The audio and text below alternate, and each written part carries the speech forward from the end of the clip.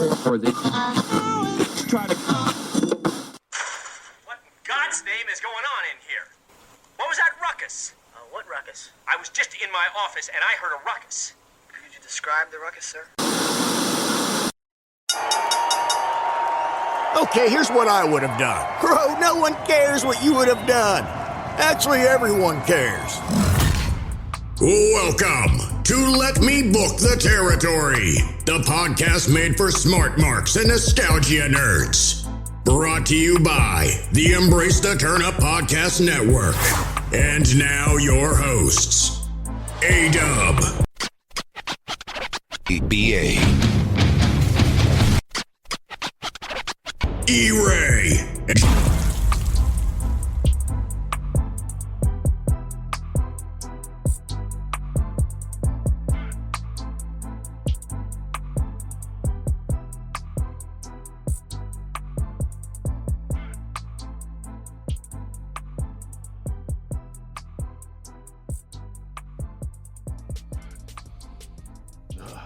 Ladies and gentlemen, boys and girls, children of the oldest ages, welcome back to another lovely episode of Let Me Book the Territory. Awesome. Guys, it is I, E-Ray, the quasi-bad guy, the Diet Coke of evil, Juan Cena himself, and I am joined by the always constipated, the guy that is just needing his COVID shot, his COVID vaccine right now. It is LA Dub. Let me talk to you. Yeah. Man's is out here struggling. Fighting off the seasonal allergies, COVID, because I'm in these streets. The Midwest weather is affecting your boy, but I am here. For who?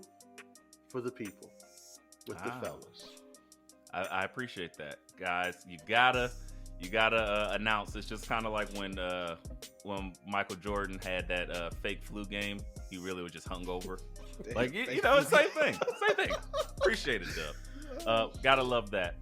But we applaud your effort. We will try to keep your energy up, and if it's not, I'm just gonna poke fun at you until you just can't hang anymore. So either way, it's gonna be fun for me, and hopefully fun for our audience. But at the same time, I'm not even saying that name because that feels gross. I feel like that's a racial slur, and I'm not comfortable with that.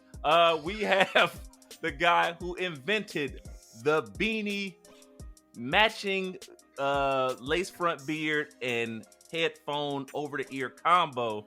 Is like a disguise. It's like startup pack of being a black person. It is B.A. DiBiase in the building. I love it.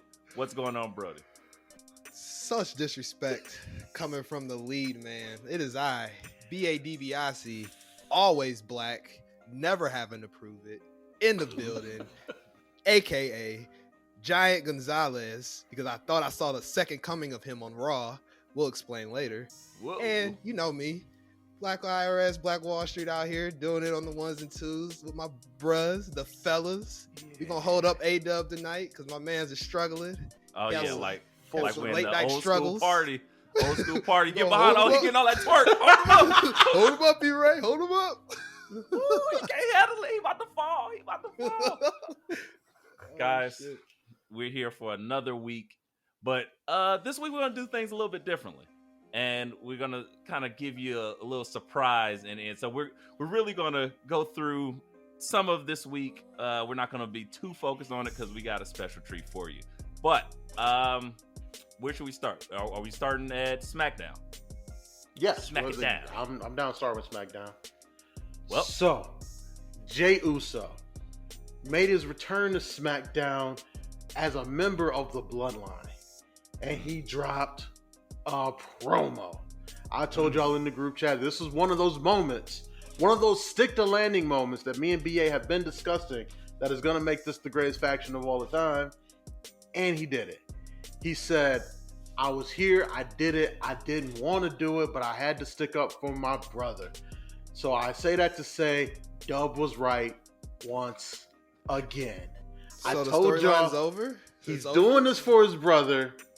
He's not doing this for Roman, and his story has always been about Jay. BA, you saw this promo. What did you think of this promo? Was it as great as I say it is, or am I tripping, or am I just right again? Give me some quotables, because I didn't catch this part. I was on mute. I need y'all to give me some quotables. Dub, I'm not gonna say you right, because I'm never gonna give you 100% credit for anything until I absolutely have to. But you've left entirely too many holes in this argument, sir. I'll take 85%. First and foremost, sticking the landing, Dub. Sticking the landing. Think about when I think of sticking the landing, I think of moving on to a new storyline. You know, like we got the perfect bridge that can move on into the next thing. I don't think we're there yet, so I think you're way off on saying that. But I understand your excitement. I like the bloodline too, so I get a little excited too. To give you some quotables, E-Ray, Jay stated lines such as, "I did this for my brother." I did this for The Rock. That's not what he said. No. He didn't want to. He ain't want to shout out Pops. He wasn't trying to shout out his pops. But it was not as humorous, but it had some of the similar seriousness that Rikishi tried to convey. And that infamous promo decades ago. I did it for Jimmy. Oh no, he did not give us "I did it for Jimmy." But as far as Jay goes, he solidified that he, at least in my opinion, I took it as like this is his he did it for his brother, and not for the whole bloodline. Okay. That's kind of how I took it. So even it though took the us other on member another... of the bloodline is also his brother. Right.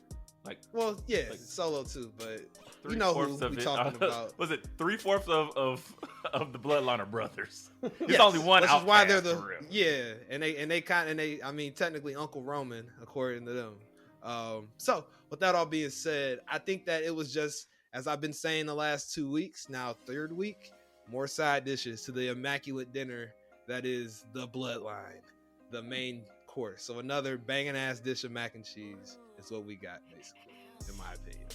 I'm not mad at that. That sounds delicious. I love mac and cheese. Right. You know who I am. You know why I'm here, Grandma. Like shit. It ain't no Stir it up. Last Thursday in November, Grandma. You better get that shit going. See, if you go to somebody's house, speaking of which, random aside, if you go to someone's house and they say they cooked the Thanksgiving meal, just check their arms. Check their arms. If them arms don't got like several craters in it, it ain't like congealing off the bone looking like a turkey leg, that food ain't gonna hit. Big Mama, your arm. Yo, it just is what it is. I'm gonna keep it real. There's a whole video on YouTube about how messed up the family of soul food was and how detrimental those dinners are to Big Mama. That's a whole different podcast. Big Mama, you're not feeling so good. Have 700 milligrams of sodium. Oh, Big Mama's sick, y'all. Time for Sunday dinner. Let's make Big it extra Mama's, unhealthy. Big Mama sick again? Oh, is Bergen knocked down in the bathroom? All right, let's just collect this inheritance as fast as we can. I'm just mad that they did Uncle Lewis like that upstairs with that TV. Give me that damn TV. You see all this money in there?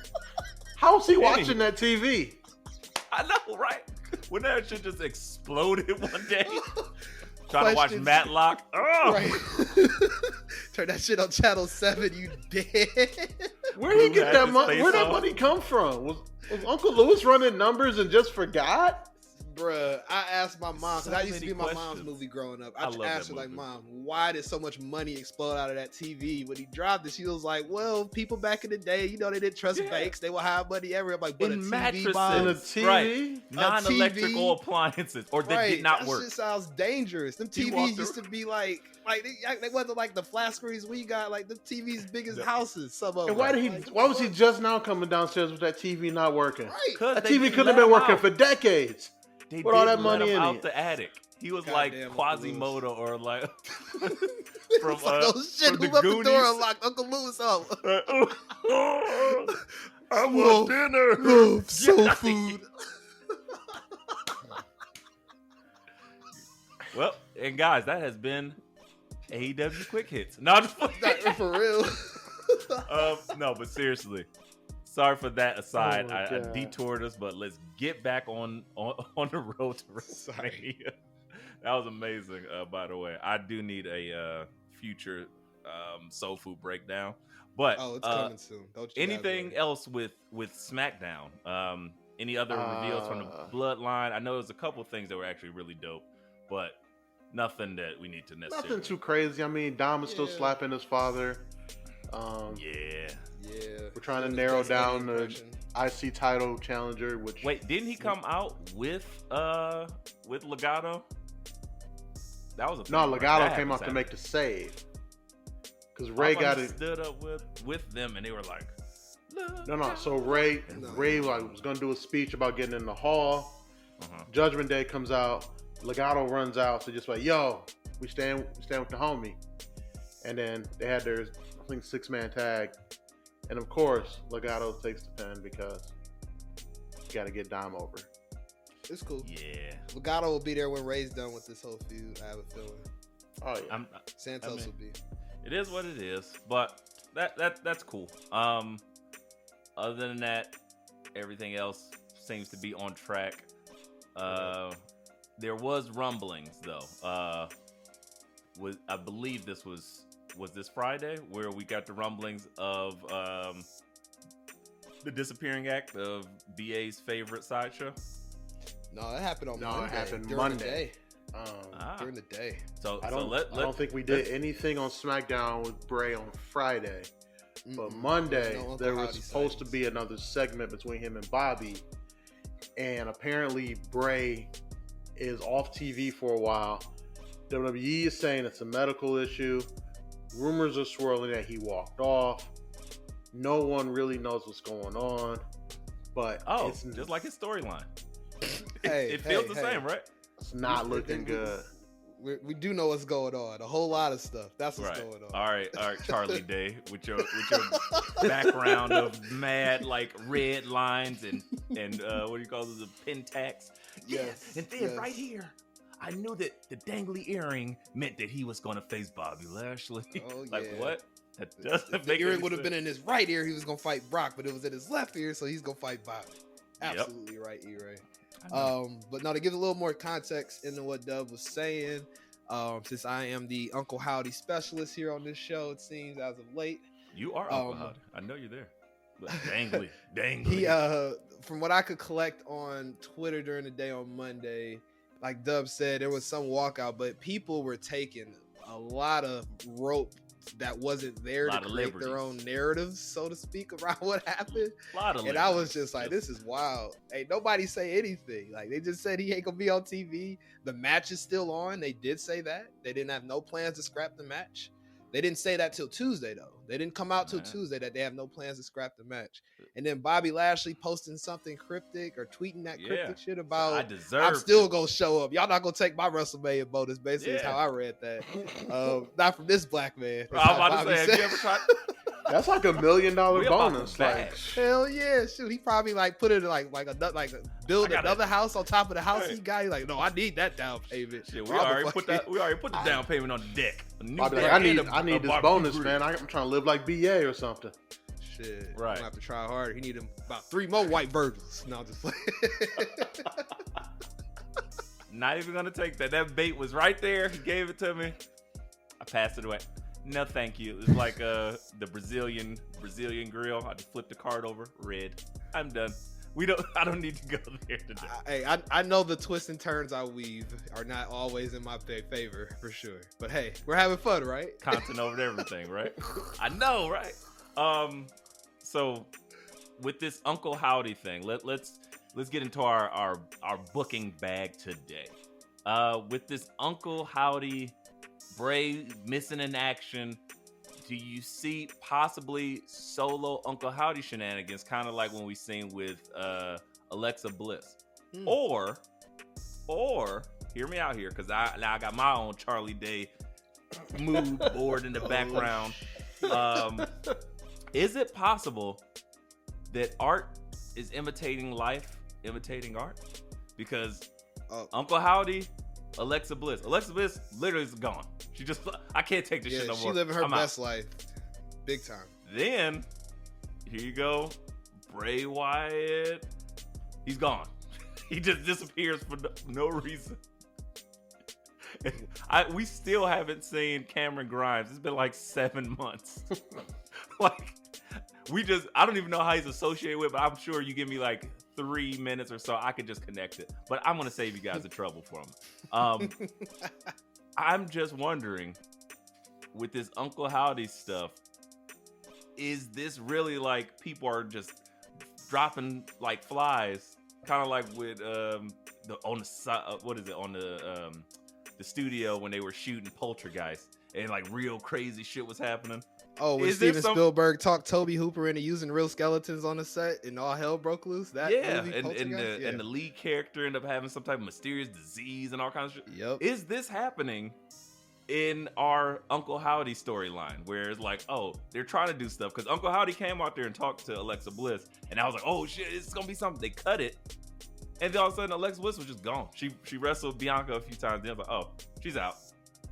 And it's like, okay, they just like, well, we still got some other shit. And then Uncle Howdy was attacking Bray Wyatt. They had this skeletal blackout, pitch black mask shit. And then, yeah, like, now they were like, oh, we're the same. Now we're friends. And now we're not even using Uncle Howdy. And then I'm the muscle man. And then he disappears. Who's next? That's all I ask. Goldberg. That's who's next. I'm okay with Goldberg disappearing to the Shadow Realm. I'm good with that. Great. Yes, it would be. Listen, E, there's a reason, like, when you show black people magic tricks in public, they run away, like, oh, that's the devil. Yep. Uncle Howdy might actually be that. I don't know. They play around a lot with the occult in wrestling, and yes, they might stumble on some shit. And Uncle Howdy might be that shit. I don't know. Hey. But to answer your original question, I think they might do the Uncle Howdy solo stuff with Bobby if Bray's actually hurt, but they know for certain the Mania match is gonna happen. Because if Bray's hurt and like that Mania match is like up in the air, they scrap it. But I don't know how you keep Bobby off of Mania at this point. So I don't know what they do there. There is another big guy that they could put him in a match with, who's currently in a match with a giant that doesn't look like it's going to be any good. Can we get to it, please? Okay, look, I'm calling cap. I listen to a lot of other podcasts, Cheap Heat, and I gotta call bullshit. They are hyping this up. Everybody's like, I'm more hyped for this than anything else. For real? But why? Are you speaking about people being hyped for Brock and Amos? Yes. Where? I kid you not. I heard the crowd pop was like, was excited until that. Another podcast, very prominent wrestling podcast, was like, oh, this is the thing. Brock putting over Omos is going to be like Brock F5ing Omos. Oh my God, that's going to be the WrestleMania moment. And I'm like, there's two frames of thought from me personally. One, bullshit, but two, like horse but bullshit. maybe because again, in the moment, we just might get excited like, whoa, because I can't imagine a match being like good. And Brock has done great work. He is selling. He is like Brock. He's spamming finisher. I didn't know him and Bobby Lashley was gonna be so much fun to me. I was like, I don't need this. It was fun. I really enjoyed it. So it's possible if anybody's going to be able to make almost like have a decent match that I can even watch, it would be Brock Lesnar. But I just feel like how clunky it's going to be, because at least at all costs, both Brock and Bobby are both uber athletic. Almost is the Black Khali. It's fair. It's like, he's a big giant and he moves all slow. He don't know like the right facial combinations of like what should be happening versus how he should feel about it. So he elbows somebody. I think like he's hello San Diego. Like he's very confused. Or he tries to face palm Brock out of the ring, which that didn't go well, and Brock didn't look happy. He did not. And he was red, but he was still trying to sell like, oh, that was intimidating. Go get my hat, somebody. And I'm just like, but yeah, again, people are saying that is like something they're excited for. But again, I'm sure if we hit up Extended Fellows Brother Free, he might be the one that pops for this. And there's a field for that. The big meaty man bumping meat crowd Brought up a good point there. might love this. Me personally, no fucking way. I think the only excitement that somebody can find from this, and I saw it in the face-off, was watching Brock Lesnar slam around a 7'5" man, or at least that's what it looks like when they show him face off. That's like the only thing I could see, like looking a piece. Yeah, the only thing is like, but that's not going to be the foe of the match, though. Everybody knows Brock's there to put him over. Right. What if Brock get out of beating the shit out of Amos? That's like bruh. And to your point, I just gotta say it while the mic is on me, bruh. That clothesline. That's why my new third AKA this week is Giant Gonzalez, because if y'all want to go see some shit that look like that, go watch the match that nobody talks about for The Undertaker, WrestleMania 8. BA was quantum leaping over the weekend. Watch that shit show, and then saw that shit show on Monday. Is that the WrestleMania that was in Vegas? Correct, Dub. Yes, the one that was outside. Wrestling trivia. It's bruh. Terrible. That's who Amos is until further notice. Giant Gonzalez. Giant Johnson. All right, we good. You said that shit. He's Khali Gonzalez. I stand in it. I'll stand on that shit. I stand on that shit. But yeah, it's not doing it for me. This is like, I will watch it. It's not the P break match. It's more like the oddity match. Like it's like the Jackass match last year. Yeah, I'm here to see it. Kind of. Well, yeah, I won't even go that far because I don't think they're gonna put. I don't think they're gonna put it over like they did. I can't imagine. Zero expectations. Have you? Okay, let me ask you this fair question, and this is not to shit on talent, and this is not to put anybody down, but thus far, what is your favorite almost match? I'll go. This is match against AJ Styles. I was gonna say the match against Braun Strowman, where Braun Strowman was calling it a 10-star match on Twitter. It got Jeff Jarrett in his feelings. Tokyo Dome. Dub's favorite wrestler got all angry, Double J, about it. So yeah. Slap nuts. Damn slap nuts. Why is Double J still getting title shots in 2023? Multiple. Oh, don't worry. E-Ray gonna quick hit it with his time. Don't you worry. No. Maybe. we'll see. Should we not? You got it. I mean. E-Ray, are we at the AEW desk right now or no? Like live looking or nah? We don't give a fuck this week. Not giving a fuck. Not yet. Not yet. All right, cool. Never mind. Ignore me. But just giving the thing. I'm probably gonna go with what you said, Dub. AJ Styles is probably the best talent to work, and I'm like, man. It still didn't do nothing for me. I said, well, was it him? Was it AJ Styles and Almost versus the New Day or something like that, or the Street Profits, something like that? I watched that too, and I was like, still not good. And they basically just tried to showcase Almost the whole time, and I was like, or no, they had AJ Styles really just fighting the whole match, and then at the very end, Almost came out and did his stuff. And then to end the matches, they would have AJ do the phenomenal forearm off of Almost's shoulders. Yeah. So AJ still had to finish the match. Yeah, but I mean, I'll say this: I, as a fan of the art form, I hope he gets better for himself to be around and be whatever he's going to be. But me personally, at this current moment in time, I do not look forward to anything he's involved in. Except for being the muscle for what now feels like it's been delayed. Not Raw, not the bouncer Raw Underground. So bad. Shade ain't walking through that door, Dub, and giving you more denim. Weird we fights. Need more denim. No denim and beaters. Rules. Dress everybody like Dean Ambrose. Please, hey, man. No, Almost in Dabba-Kato. We're all Underground Hall of Famers. Oh my god. That's true. They might be the only people that survived. Those dancers didn't even make it. But yeah, I don't understand. But I would say probably we need more almost in getting the Hurt Business back together.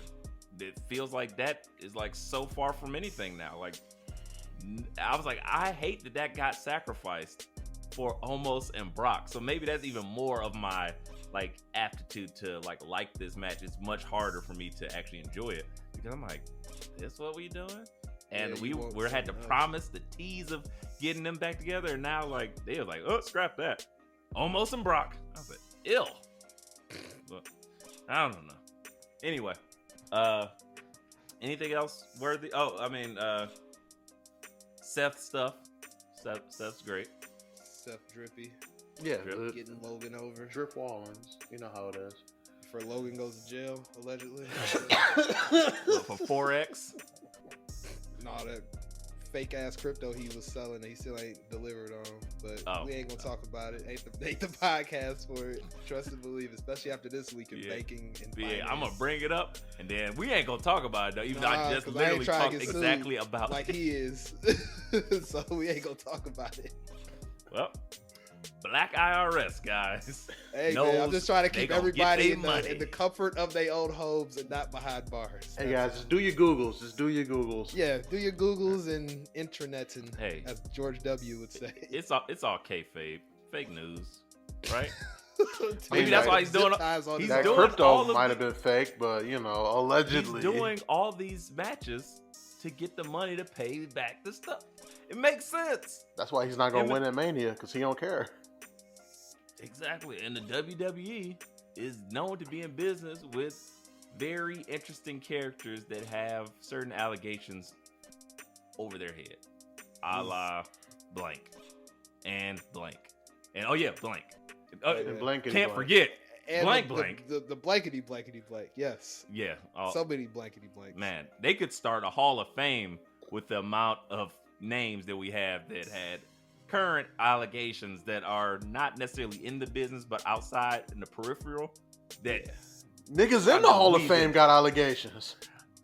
You could argue more in the Hall of Fame have allegations than on the active roster recently. I mean, the allegations. The Hall of Fame is a nasty place when it comes to allegations. Not a Hall of Fame I would have been in. I'll say that. Shit. Well, and there you have it. You have a whole Let me book the territory just single-handedly buried the Hall of Fame of wrestling. Right. And welcome Rey Mysterio to this year's class of 2023 Hall of Fame. Let's dig up your past. No, stop. Like a whole fucking 5-minute video of Rey Mysterio just doing something extra cringe. Like, no. Right. I thought you was just trying to have peace, Ray. Not like this. Not like Ray this. ain't known peace in 30 years. Fact. Ever since he had to question the legitimacy of his son. Like, what? He had one Australian trying to take his daughter. Now he got another one taking his son. That man stressed. Right. He need to stop traveling. Damn Australians. Family in the States. They get wild down under. Whole country full of convicts. Mm-hmm. Hey, we don't talk about it enough. But something that we do need to talk about. Are we done with Raw? Yeah. I mean, Cody Luther King, gave another phenomenal promo. Yeah, let's go there. That now I did see that because I held my tweet back, but I was like, Cody Luther King is preaching. Martin Luther Rhodes. About this promo, I was like, he going crazy right now. And I'm sorry. No, he was going crazy, and I was like, whoo, he dropping them. He dropping some hurting bombs. I was like, I'm feeling it. And he came out with the drip. He was like, shit, I wear this suit. I put it on. I was like, okay. For who I want to be. That shit hit me hard. That hit me like, right here. I'm like, he just co-opted the black struggle. Next he gonna I was like, I put on a suit every day too, damn it, for the same reasons.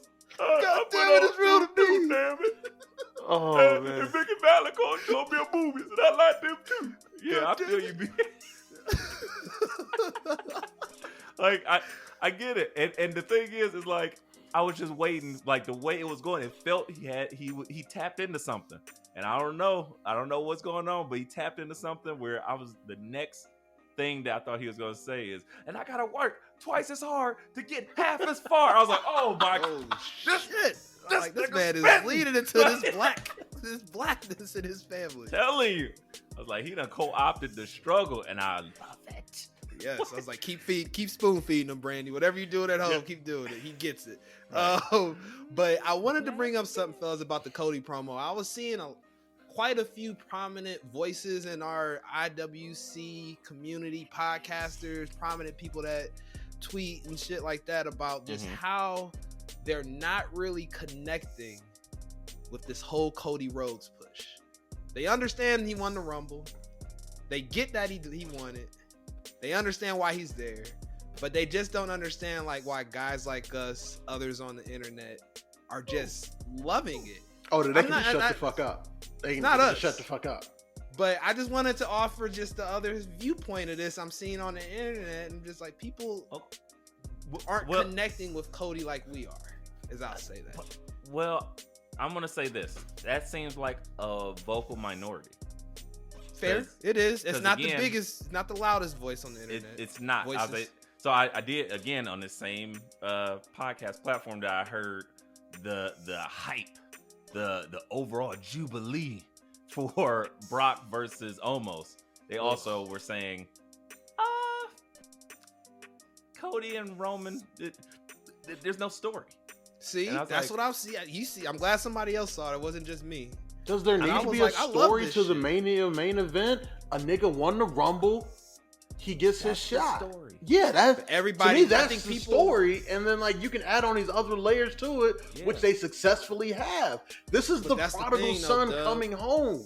But that's the thing, though, Dub. People don't care about Cody like that. I don't understand it. They're like, I don't care about his daddy not winning the title. I don't care that he's here to win it. And they like, I understand Roman's gotta, this has to end at some point, but people are like, why should I give a fuck about Cody Rhodes? I get that he's married to a black woman. I get that he has a half black child. I still don't care. And I'm just like, damn. Okay, wait. There's lots of hold up there. We got it right. Yeah, that's what I'm saying. Let's talk about it. This is out there. This thought process is out there. Stop. Rewind.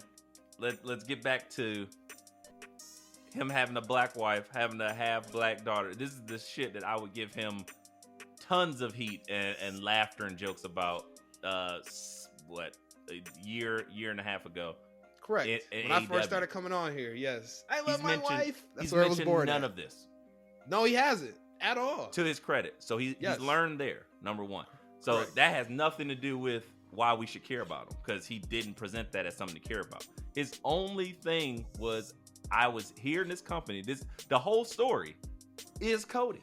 So if you don't care, then that's on you, because the story is presented to you.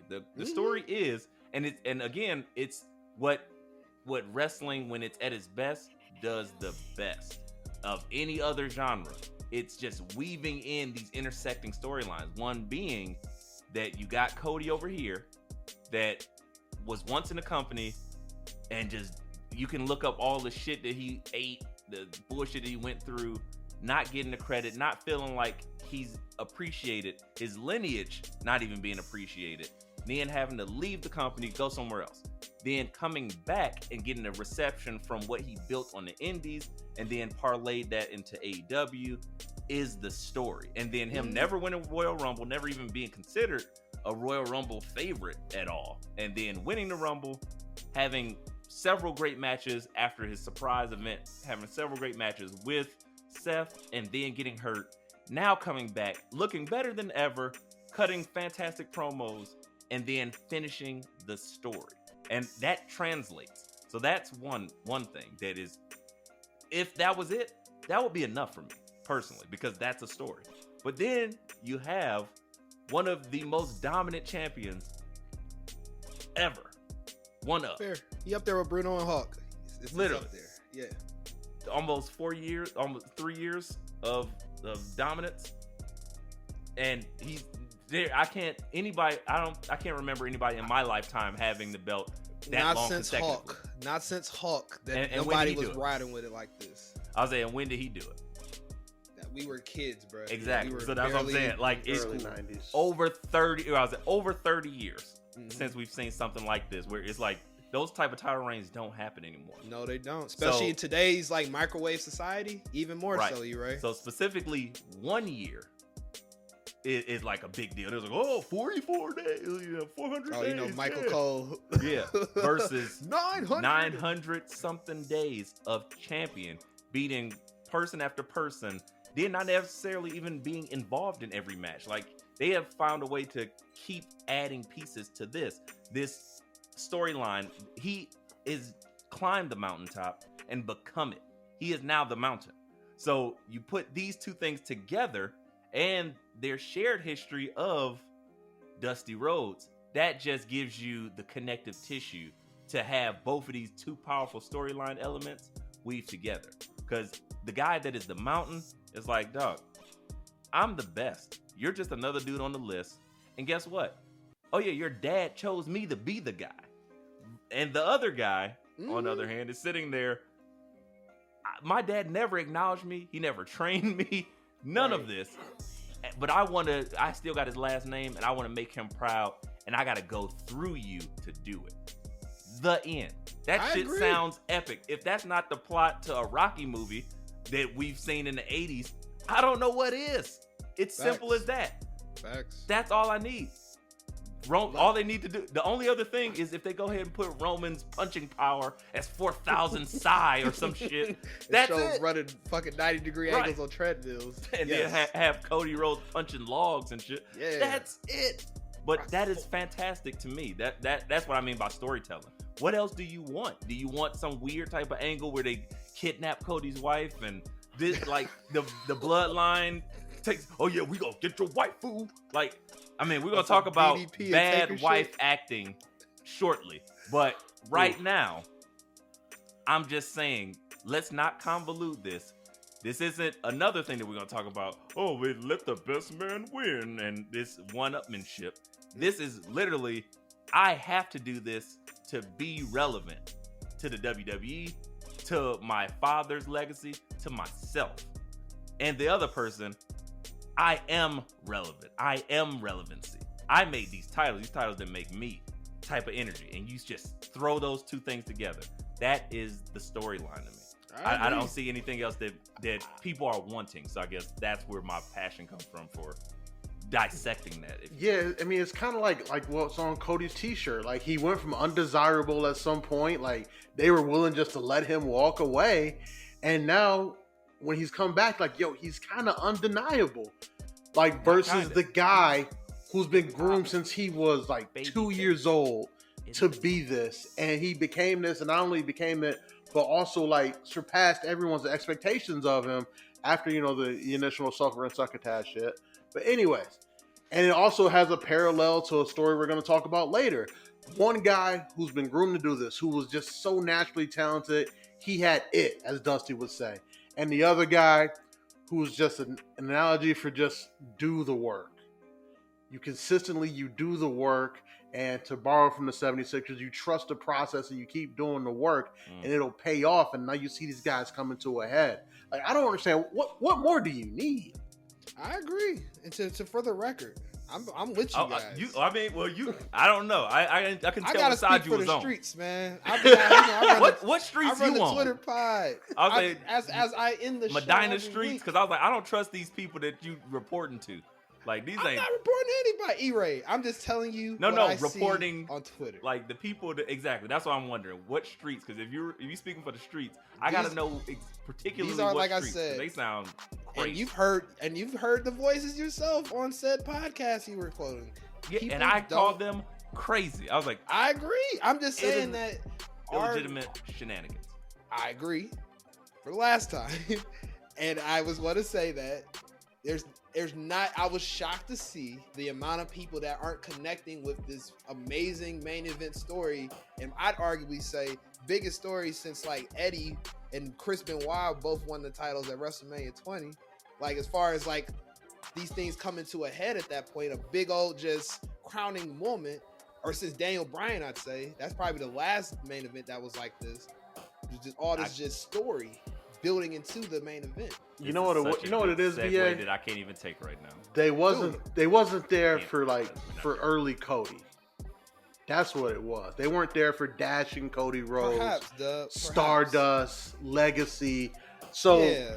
they didn't see all of these things that like they tried with Cody that just didn't work, that made him undesirable to management.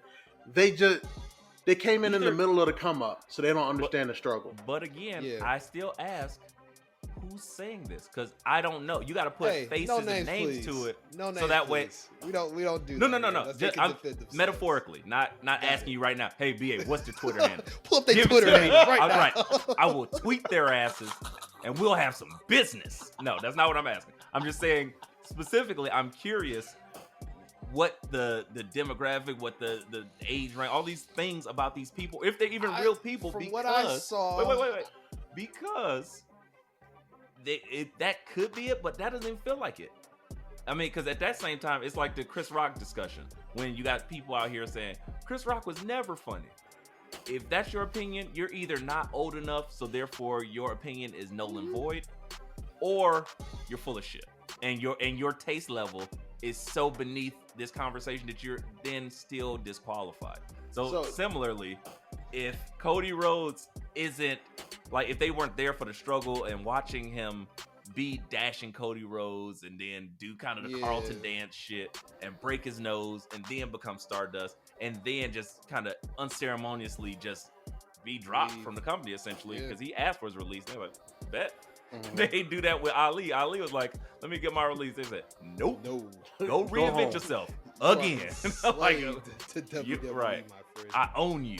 But no, that's not E, like, it's a little bit of like, it's people, like I said, who weren't watching for the struggle, but they claim they was wrestling fans. But then it's also like younger fans in like their mid-20s who weren't watching as like kids, who just saw him in AEW and didn't like his presentation in AEW, so they carried that with them. And they're like, oh, why should I care? Like, it's the same shit as AEW kind of shit. Maybe they're just AEW fans. It could be not everyone. Some of them are. Because I want to, you know me. I am quick to throw somebody in that box. That's what I'm saying. So again, we're giving a little bit too much light to it, but I'm just wondering, like, who are these people? And maybe we'll get to the bottom of it at a later date. Yeah, we'll talk about it. I'm curious because again, I have to wrap my head around it. I have to understand who these people are, and there are some people kayfabe only, like Dipperstein, for instance. One of the people. Shout out to Cheap Heat Podcast. But though that type of wrestling fan, very particular wrestling fan that likes the ridiculous, the suspension of belief. So he would have much more enjoyment if, in fact, the Bloodline did kidnap Brandy Rhodes. And he's like, there we go. That's the unforgivable thing. They did this. So now his motivation. Like, I don't need that. I like my shit that's like, it straddles the line between work and shoot. And it's like, I love the little gems, the nuggets in there of truth, the kernels of like, oh, this could be. Maybe he didn't say it, but maybe Dusty never mentioned his son, which is highly possible because he's working all these WWE talents. So he's just grooming them and he sees them in the WWE spotlight. And though he never trained his son, he's proud of him, but he wouldn't be mentioning him. So that also very well done, but it doesn't need to be, or I guess it's framed differently. He could have just never mentioned his son just because like he was at work. But when you frame it as like, yeah, he ain't talk about you at all because we talked about everything in the business, but you you don't even exist. You can frame it that way because I'm the it guy, and you never gives were more going bite to that story. Right. Not to mention who Cody was when Dusty was alive versus right now, night and day. So maybe Dusty never seen Cody ever hitting this actual stratosphere, but that was a thing even back in the day with Xavier Woods did a great podcast appearance on Chris Jericho, Talk is Jericho, years ago, where he was saying him and Cody Rhodes went to like rival high schools and he wrestled him and Cody Rhodes had the look and he had like but he was actually really good as well. And he was like, where Xavier Woods was trying his best and doing his thing, but his struggle was a little bit different. But Cody Rhodes was like the golden boy. And he had the look, but it was like he didn't connect with the people. Cody is now connecting with the people. That the reason why they pop for his entrance, for his music, that's not a piped in sound. That's No, actual I reaction. agree. So Right. those people again would be the vocal minority because they're just like, I don't connect with it. Well, what do you connect with? Give me some, and that's what I would ask if I was running our illustrious Twitter handle. Well, what do you connect with? Are you really excited for Omos versus Brock Lesnar? Like, I would have to ask those questions. But See, I try to play nice these days. I've gotten into some. yeah, heated you battles. got to learn something. You're like, shit, I ain't messing around with this shit no more. Right. I'm like, I ain't got the time. That's too much going on at work. I Yeah, can't. you was in the trenches for a while, BA. But kudos to you, BA, because you did get our mentions piping hot because you, or I'm sorry, us, the Twitter handle, did get mentioned for being one of the only podcasts to discuss the weird racial insensitivity of the AEW champion, MJF. So I guess we've That's kind of true. stumbled into AEW quick hits, guys. And shout out to Strictly for the Culture, who continues to keep the fight strong on Twitter and will always continue to, when he does questionable stuff, he always there to, hey, they tried to tell y'all. That's weird. Y'all Right. better keep an eye out I for said this that. I was dude. like, let me book the territory, right? That was weird. I was like, why you just like that? That's the You're first thing I welcome, thought about guys. Dave You're Chappelle. welcome. He's like, cool down, blackface, splash. And I'm like, whoa, what you doing? And that was a thing. So I don't know if it was some inclusive angle gone wrong, because that mom didn't seem like she was Aware. It wasn't a shoot. It felt like it was like, she was like, her reaction was so comically big that it was like, nah. If my mom if somebody would splash some drink in my face, especially if it was my mom and she had a libation, she would have acted very different than. But then again, maybe that's the AEW thing. I don't know. That's why I stayed away from it, because I'm like, I don't got the time to fight with the neckbeards about this one, but that shit was questionable. And I just left it alone. But shout out to Strictly for the Culture to call a spade a spade. So I appreciate you, brother. Said, and I'm gonna put AEW fightfuls, the fans, those huge fans Fair term. of AEW, were like, you know what? That kid should be lucky, because he got to beat his favorite wrestler afterwards, and he got some packages for a possible hate crime. Yeah, and I'm sure MJF was smiling at this kid when he gave it to him, because MJF stays in kayfabe, a little too aggressively at times. And this is a case where I will do this, and because I still questioned it. I'm there. I'm not saying, and I'm not caping for the man, but I am always going to question and give certain things. Because sometimes, let's say if Booker T would have done this to a white child, we wouldn't have thought nothing about it. We'd be like, oh, that's some good heel shit. Shook it. But optics matter. So again, that's the thing where it's like, I'm not saying MJF is racist. I don't know. I Nope. probably doubt it, because he keeps very much in the character, and that's just his shtick. He insults his parents and his fiance. That's just his thing, and he knows how to get the crowd going. But I will say, there's an optics issue where him doing certain things, you gotta be like, ooh, you probably shouldn't do it to that, or you probably shouldn't do it with this or like that. And those are the things that essentially white people have to be careful of doing, because it's not going to look the same. This isn't Ted DiBiase kicking the ball away from the little black kid anymore, which again, that came off pretty harmless but funny. Nah, I tell Uncle Ted how fucked up that was anytime we had family reunions or dinners. I'd be like, Uncle Ted, really? But it was was a kid moment. just wanted $10, But back in the or day, we were a $100. lot more racially harmonious as well. Somehow, it felt a little bit more racially harmonious in that regard, in the wrestling sense. Maybe not how things were playing out. But I mean, now we're very much divided into our own shouting echo chamber vacuums of our own shit that we like. But the thing about it is, MJF has that past of like those questionable tweets and things. So and so you gotta remember, everything you do is not in a vacuum. It's like you have to be aware of the entire thing. Like he could have, again, if it was a work, which I'm pretty sure we all believe it was a work because we know how black moms are. Right. Pick another kid. Pick another kid. You gotta Right. know. Sasha Banks made that little girl cry. Remember that shit? Great. It was one Yes, of it the did. best heel How could I moments I've forget? ever NXT. seen. But no one thought like, oh, Sasha's racist. No, because Sasha never had that in her atmosphere at all. Oh, I of thought maybe. Sorry. But anywho, guys, that's been another edition of AEW Quick Hits.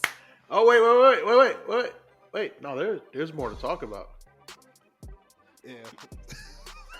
There's more.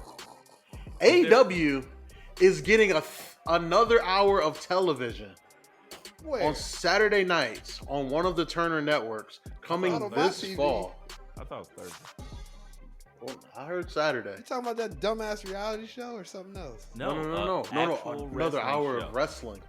I'm Wow. happy Dub felt the need to bring this up. Because now I'm just going to sit here and let him take it away, Dub. Give us all you got for this. Doing it.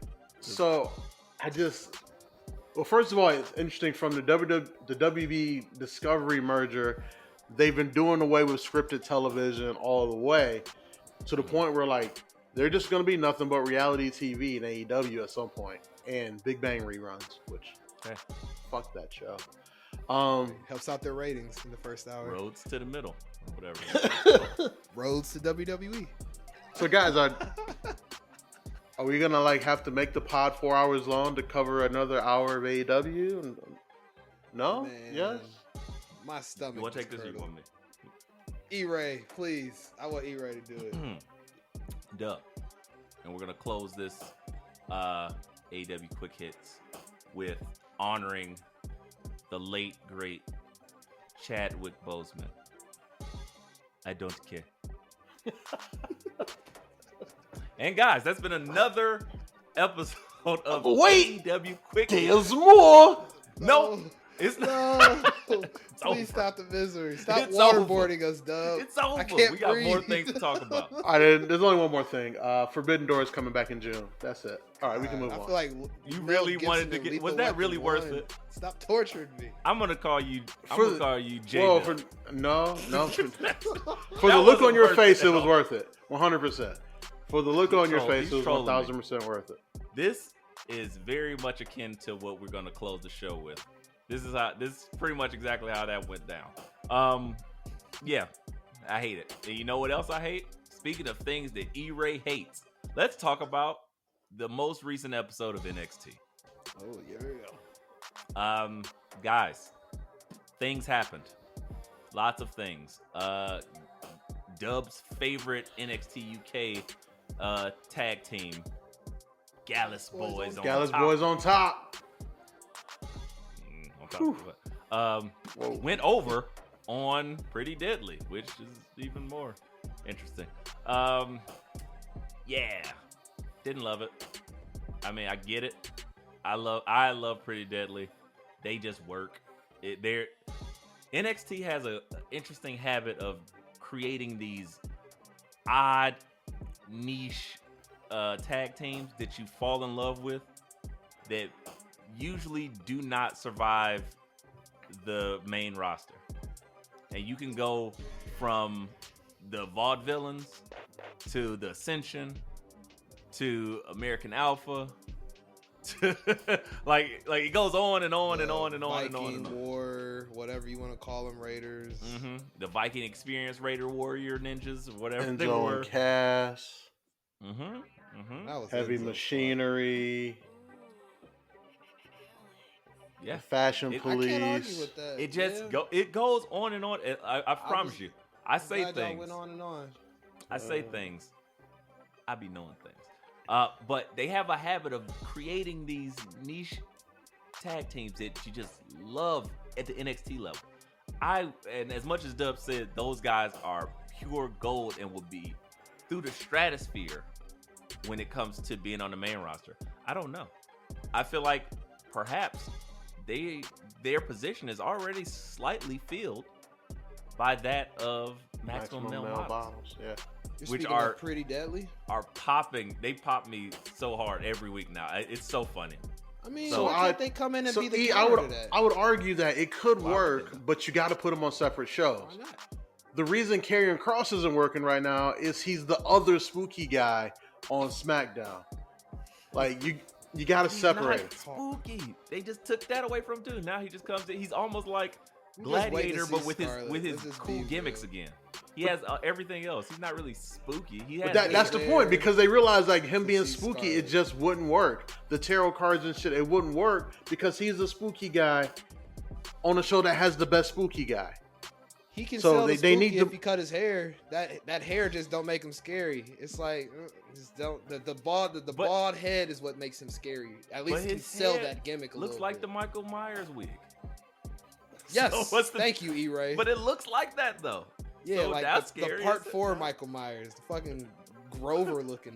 But back to my point. Terrible. So Pretty Deadly can work on that main roster if they're on Raw and Maximum Male Models is on SmackDown, or vice versa, however they want to split it up. It can't be near each other Possibly, and I until think Survivor if they- Series and until Gang Right, Wars. if they get close to near each other, it has to be like a big deal. But they can't be on the same roster and maybe interacting too much or not interacting, and us getting 2 segments of some like feminine hilarity stuff, because that's what they are. They are honestly, Alpha I think androgyny. Maximum Male Models ripped them, and they had something fantastic going on. But now I think to the point that Massey and they get it, so they actually get their characters, and it's so funny. And I was like, I enjoy this a lot. But yeah, I didn't enjoy them losing to Gallus, but the idea of them hosting Stand and Deliver, I'm with that. I support it. So I'm like, Same. okay, that was a good cheap pop for me. Yeah, because I think they're gonna host Stand and Deliver, and then they're gone. And I think Gallus is gonna stay in NXT, and they're gonna end up back in that NXT Europe whenever that relaunches. I can see that, because they can go, but that's about it. I have no interest in anything else they do, and that's why for me it does nothing for me. Like, their matches don't pop me, because I'm like, I don't care. I just don't care. And it's like, I it mean, sucks. I get that, E-Ray, but and I guess Pretty Deadly's like the only like foe they could have to get us to care a little bit because of the whole overseas aspect, Scottish versus English. But outside of that, He still like doesn't you care about said, that either. I was about to I say, know. who do you know that, like, I'm just not saying me. from I don't know their geography. standpoint. I I'm not suck. saying E-Ray. I know E-Ray doesn't care about that shit. But I'm just speaking to why BA, it the works. reason you do it is because Pretty Deadly are talkers and Gallus aren't. Like, and I think the problem they're gonna have when Pretty Deadly gets called up is you don't have another tag team that's talkers. Except that stupid ass Briggs and Jensen bullshit they be doing, man. I hate those fucking segments. I don't hate them. Yeah, I just I don't don't- like. I just don't care about their segment, because their That's what segments are I'm saying. stupid. They don't make They're sense. dumb. But- Stop talking. Wrestle. No. No. Jeez. No. Okay. Put a muzzle on them. Like, You whoa, sound like an BA, AEW relax. fan right now, BA. Right. No, don't ever Oh, say they that. done I tainted just- them. I just hate those segments. I hated it when like they would do it with Duke and Indy and Persia when she was there. I just hate that whole Yeah. love triangle shit. It's just I don't. You don't it's want no like- love in your wrestling. No, you I have don't to want- watch reality TV with my wife, whatever He's she's so mad. watching. I'm not here for that. Show me some storyline, compelling shit that's not involving that- fake storylines. We know Literally, these me people- and Well, BA's you- wife so you would wasn't- just you be wasn't best here when friends, John Cena just sitting there stole watching Zack Ryder's terrible- bitch? terrible Yes, shit perfect together. match and shit on TV. Like I don't need that I'm in my here wrestling. for that. That's I all don't I'm want here it in my for. wrestling. That's all. What about If Otis and NXT Mandy? historic- Come on, BA. That was funny. Give And it big was- guys that was- a dream. I ain't need that shit. I was like, man, ain't no way he smacked. It was just funny because it gave Otis something to do. I wasn't buying that shit. Nobody was. And that's the problem with them love angles is I'm not buying it. I know none of these Yeah. people really date each other in real life. It'd Or- be or different if we didn't shit, have or fucking just- Instagram or and the Twitter. ones the ones they put on TV ain't. Uh, But they definitely. I be mean, dating we each know other what's in real happening life. behind the scenes. At least we They're know. definitely doing something in real life, but it Yeah. just ain't what you see on. But Right, absolutely. Don't. I feel like it's like low key offending me. I'm just like, dude, I know they're not fucking. Stop it, Sean. Don't book that. Stop it. but BA's like, I think them two is fucking. I want to see a storyline with that. Don't put words in my mouth. BA is the new Vince McMahon. but the sick version, like Vince It's McMahon, more whenever like y'all Hugh got Hefner static, than Vince McMahon. because whenever y'all got static, that Vince be like, oh yeah, y'all gotta work each other. You like, I hate this person. I but really that's don't gonna like them. Yeah, it's like good, and then they gotta go in there Even and have a better. professional match and give each other receipts. B is like, oh y'all fucking do something no TV, do something no camera. Whoa, I mean not like that, but like just a little bit. Like, whoa, BA's going crazy. BA, Mr. Brazzers. I mean, BA. Whoa. Yo, it's E-Ray, the quasi bad guy, the Diet Coke of evil, the side god of pod, and I'm here to tell y'all, come check out my show, Binge Flicks and Chill. You never know what you're gonna get, but we always talking some good shit when it comes to television and the latest movies. So we want to bring y'all in. We want to make sure you have a good time. You learn something, you laugh, you cry, you might stab a nigga or two. I don't know what you're gonna get, but that shit's popping. So come check out Binge Flicks and Chill. And it's me, E-Ray, and I'm out. Look, man, I'm This is not Larry sports Flint entertainment. or something. Right. I'm just trying Take to that make shit to the Larry Flint. AVNs, man. As much as once upon a Best time, booker and fluffer. y'all tripping. My award comes in the mail. In other places, if you try your luck, right? But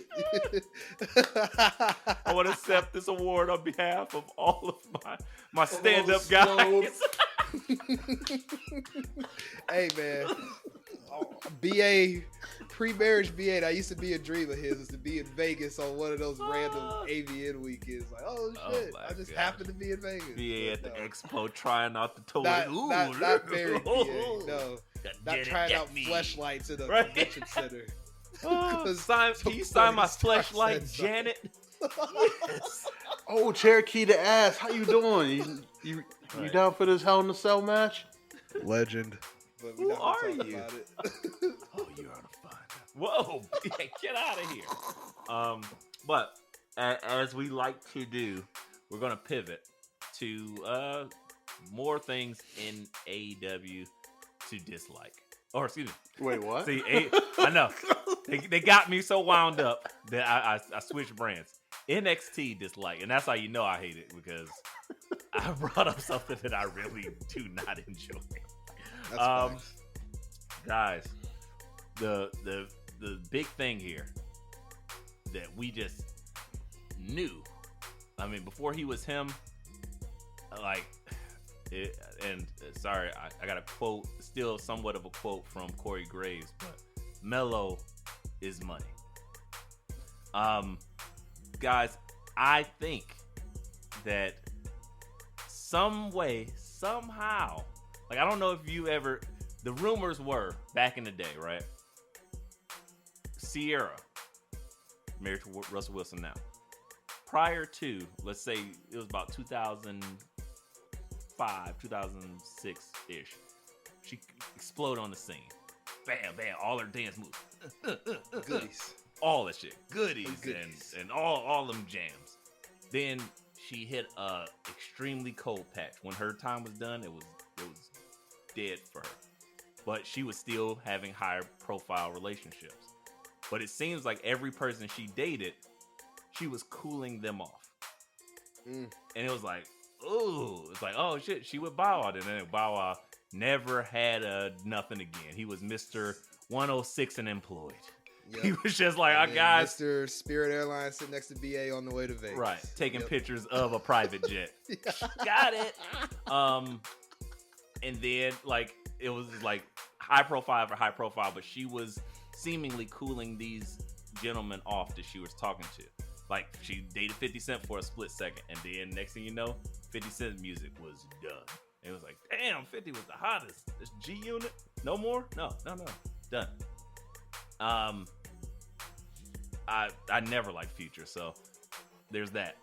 I was like, regardless. Yeah, Future's still rolling. Future's still rolling. I mean, Toxic yeah, King but energy. we entered the age of music where it's like the music ain't good anyway. So they was just people are just gravitating to some bullshit anyway. But to my point, I feel like Bron is Sierra-ing Melo. Carmelo Hayes is getting cooled off by Bron Breakker and the booker and the scripters of these promo battles and these matches. Whereas Apollo and Bron brought each other up with their one-upmanship, it feels like they're like, let's just do a rerun. And they're just trying to redo that. And it's not working because it's like, wait, Bron is so tough and blah, blah, blah. And Melo is a great heel, but he's a remarkable heel. So it's not like a chicken shit heel, but he's a guy who can go, but he will do anything to win kind of guy. But his whole prominence has been coming up on the mic. And now we're not getting any of that. It's Bron, I know I seen you and they seen me and they told us that we was the best and the best is the best and I want to make sure that we the best. And Bron, yeah, you're right, Carmelo. I remember that. I just yell so much. In all my promos, I yell so hard. And then Melo, I want you to have a good week. No, Bron, I want you to have a good year. Right. No, you smell good, Melo. What's that, Burberry? What's that? Oh no, it's just my natural deodorant. Yeah, I hate it. It's disgusting. They brought Trick out there because last time we shat on it, was like, wait a second. You brought Melo and no Trick? Trick is supposed to do something dastardly. Therefore, it's like, oh, okay, haha. And it intensifies. No, didn't happen. Then the next time, I was like, oh, okay. Trick is out here now. Maybe they got the memo. Because we said this last week. Maybe they got the memo. Trick sat there in his Sherlock Holmes jacket and pleather Matrix suit. I was like, what is this? Fucking Candyman. Nah, he's a Cenobite this week. It's okay. I'm okay. I'm all for Trick Melo game. So regardless, for sure. I don't knock the swag, but I definitely knock the booking. Because then Pretty Deadly came out. I'm like, okay, this is going to be fun because then they can do what Grayson Waller did so well, when he had that kind of commerce of like 4 or 5 people talking and he was kind of getting his shit off, throwing jabs at him, and then they all kind of broke out into a ruckus. That didn't happen. Pretty Deadly sat there and did their Pretty Deadly thing, and then basically Bron and Melo just sat there like, guys, can you be quiet? We're trying to finish this promo battle here. It's like, oh yeah, I'm sorry. Sorry. Go ahead. And then, no, man. But for real though, them shoes you be wearing to the ring, crazy, right? He's like, yeah, dog. But you see your gear, dope. The cut off jean jackets. What is this? I'm like, what is this? And I was just not happy with it. It's literally feels like they're trying to create a moment bigger than what it should be, because the moment is just having a good heel beat your champion has been so dominant and somebody that the people actually like. You're making him unlikable. Like, he's cooling them down. Is it me? Am I tripping? Please, somebody step in, because I've been talking enough. I'm sick of hearing my own voice. All right, yeah. Hear me out. So, Melo's doing the job of, they told him he was going to win this belt, and he's doing everything he can to not screw that up in the meantime. Not talking about the draws. Exactly. It's a good analogy. She about to give it to me. Just don't say nothing stupid. Don't say nothing stupid. Because the story that's like is right there on paper is Melo tells Bron week after week that you're not better than me, I'm him, and then proves it. But the problem with that is he can prove it so much that it diminishes Bron. It would literally kill Bron, and again, Bron's your next guy. Like, Bron's going to be the one beating Montez Ford at WrestleMania next year. Roman Jr. Ugh. Like, so, like, you got to do everything you can to protect Bron on the way out, especially with the way that NXT is also consumed by your mainstream audience.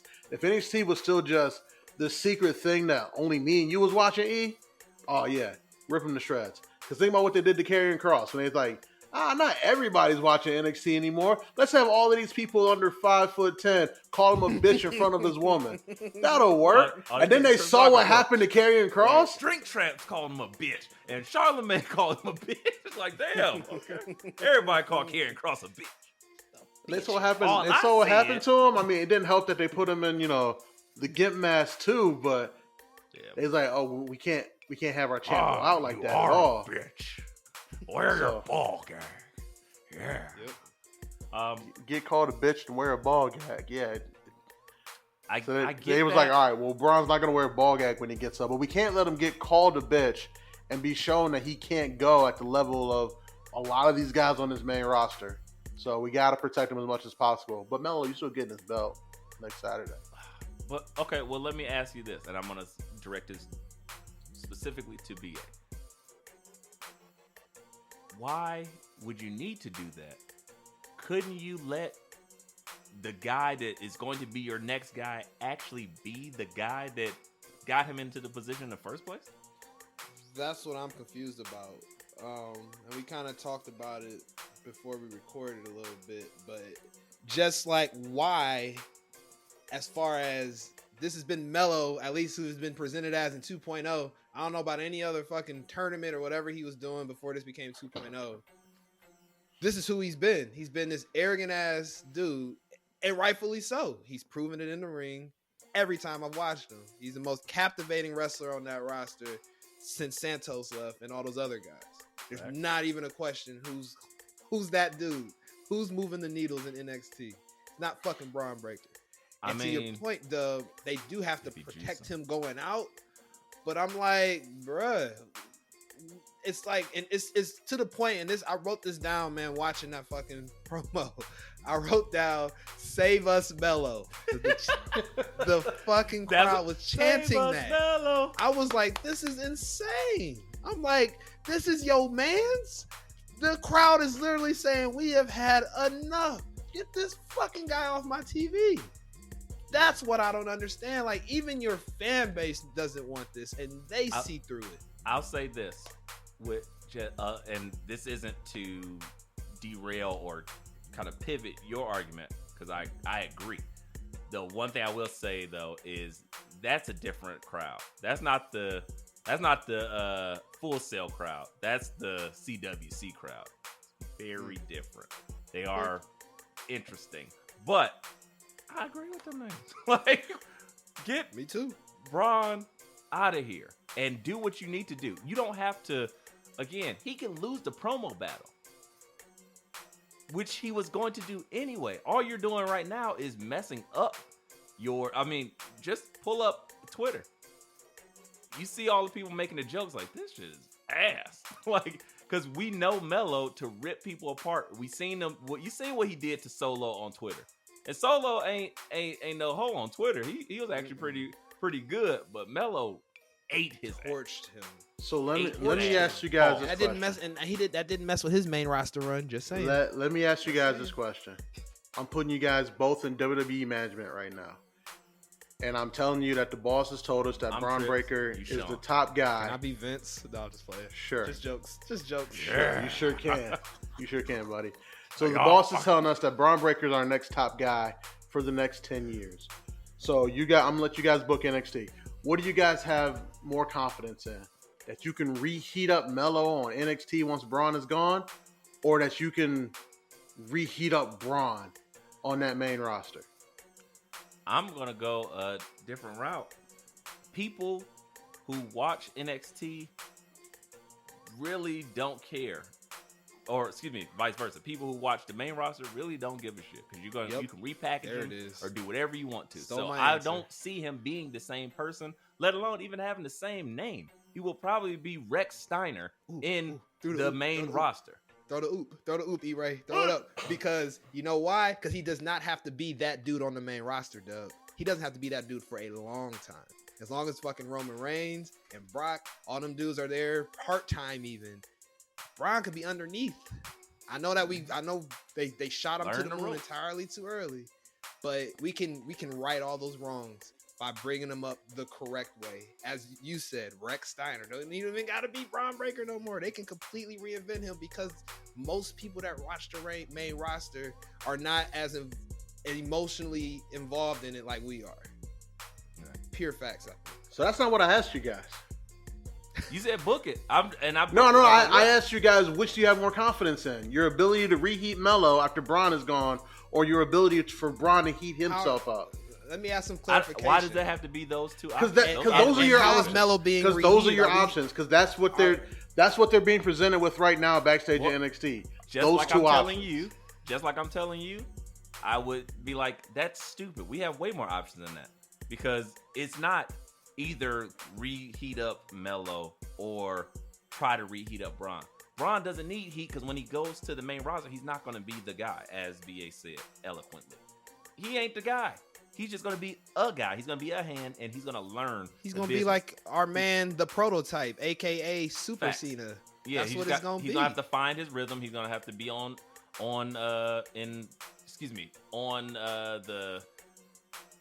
the trail, doing the things, doing the main the event, live shows, all that shit, all house that shit. showing it So, up. yeah, so he's going to be grooming his character. So it's not a heat up. He's And not even- even going to. He technically doesn't exist yet because Right. he's just there.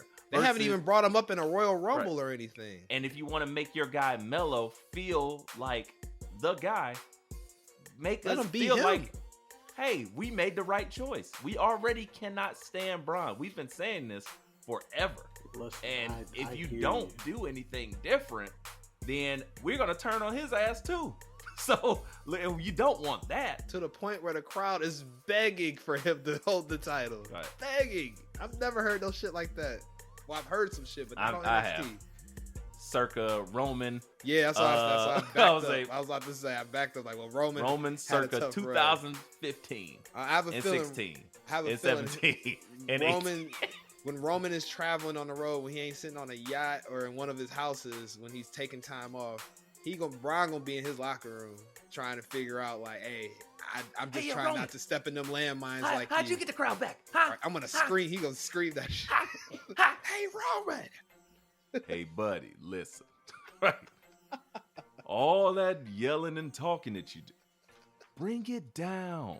You're in the presence of relevance here. He's like, what? I can't stop. It's like juiced up Joe Pesci just going fucking crazy in your ear all day. I don't need that shit.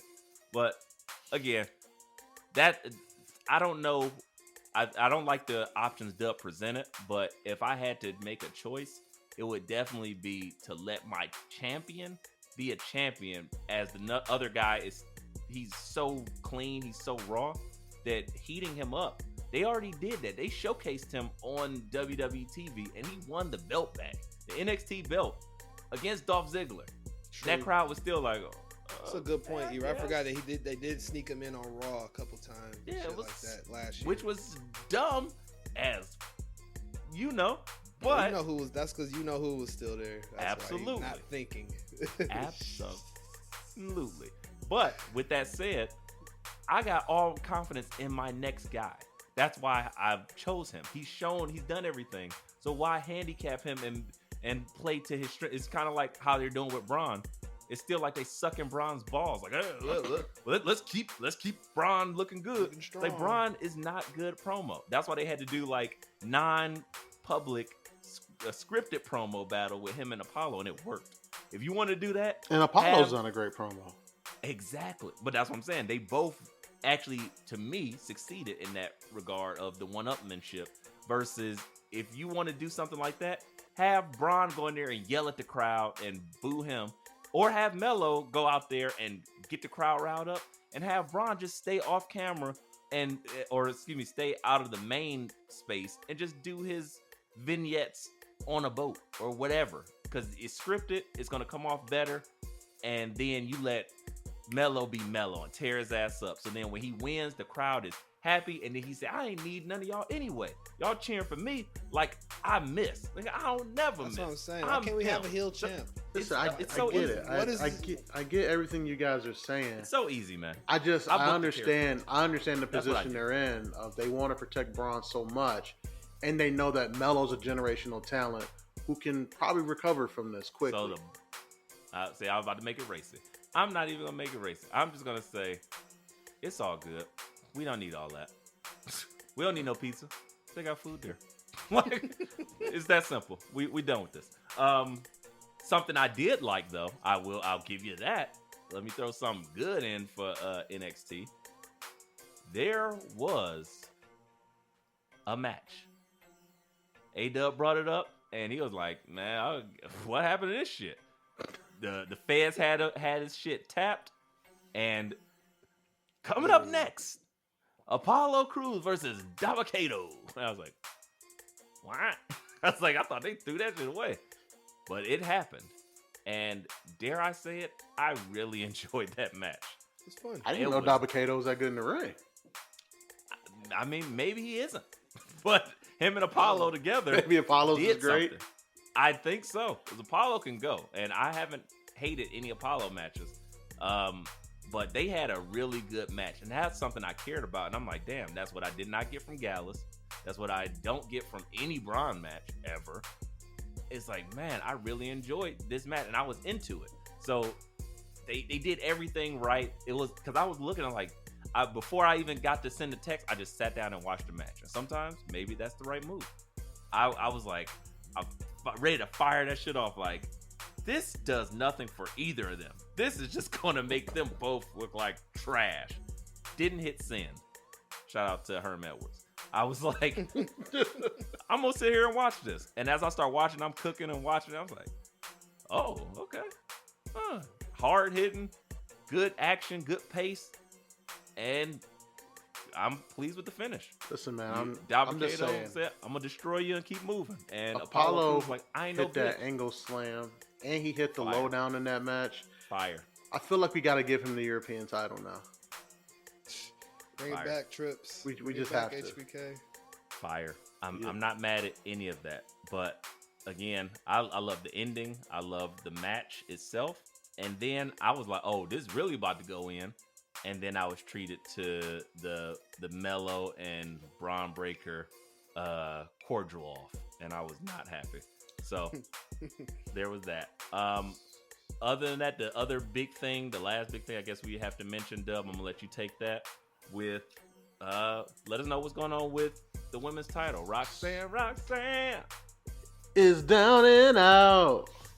Damn.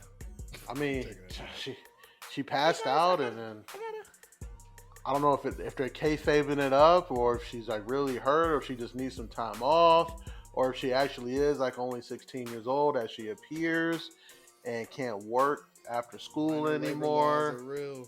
Her and she about to enroll in Chase U. There it is. I don't. Hello, Mr. Chase. I'm so happy I'm a champion. Oh, Mr. I'm so happy to be here. But Shawn Michaels announced via Twitter, and then they had him read his tweets live on the air as if we can't read, that Roxanne's relinquishing the title due to medical reasons, and they're naming a new champion. Not naming a new champion, but new champion will be crowned at Stand and Deliver. And because, of course, Shawn's booking it, it has to be a ladder match, right? They had a couple of qualifiers. My baby Gigi won her match.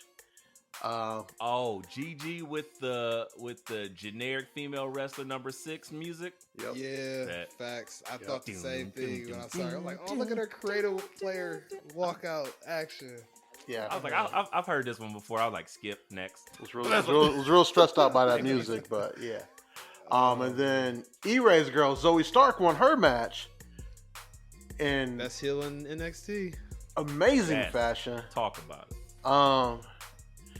BA, let me ask you this question. Who else do you want to see added to this match besides Nikita, because she can't come back yet? I hate y'all Negroes. I promise I do. You know who you sounded like when you said that?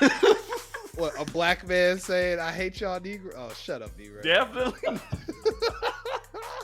I really hate you, Negro. Whoa, MJF, relax. No, stop it.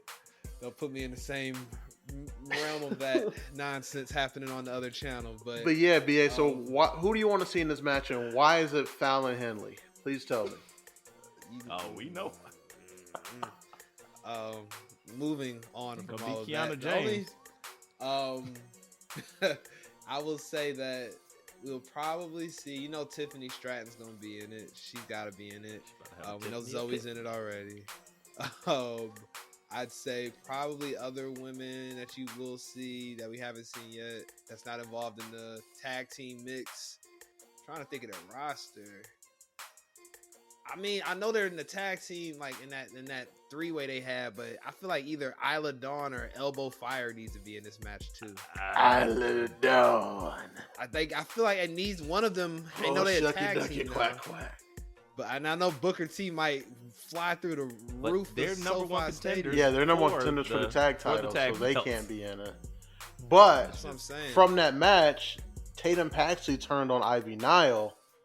I could see them having a match, and they say, "Well, this is a contender match That as tracks. well." That tracks. And I see no way Ivy Nile loses that match. Who did Zoe Stark defeat? So Ruka. Some Stephanie, I don't know. Oh, it was So So Ruka ain't no Ruka? Stephanie, bro. You need to stop. Dub. Yeah, So I Ruka wanted to see legit. if Dub was going. He fell for the bait. Yes, he did. Rat with the cheese. Yes, Got he your did. ass. Mouse trap. Got your ass. You know what? Would've knew if it was. As soon as she lost, she became a Stephanie for that one moment. Wow. She had to lose because she Yeah, was talking Zoe's shit. She was way like, I'm more gonna ready. keep beating. I'm gonna keep fighting. That's her thing. I'm gonna keep fighting. I've only been doing this for so long, and she's gotten, as you said, so much better. She's She's only getting had her reps in. 35 matches. I mean, that's more than Braun Breaker. He's so true, but sad. Am I wrong? Sad but true. Am I wrong? Braun Breaker gonna whoop your ass.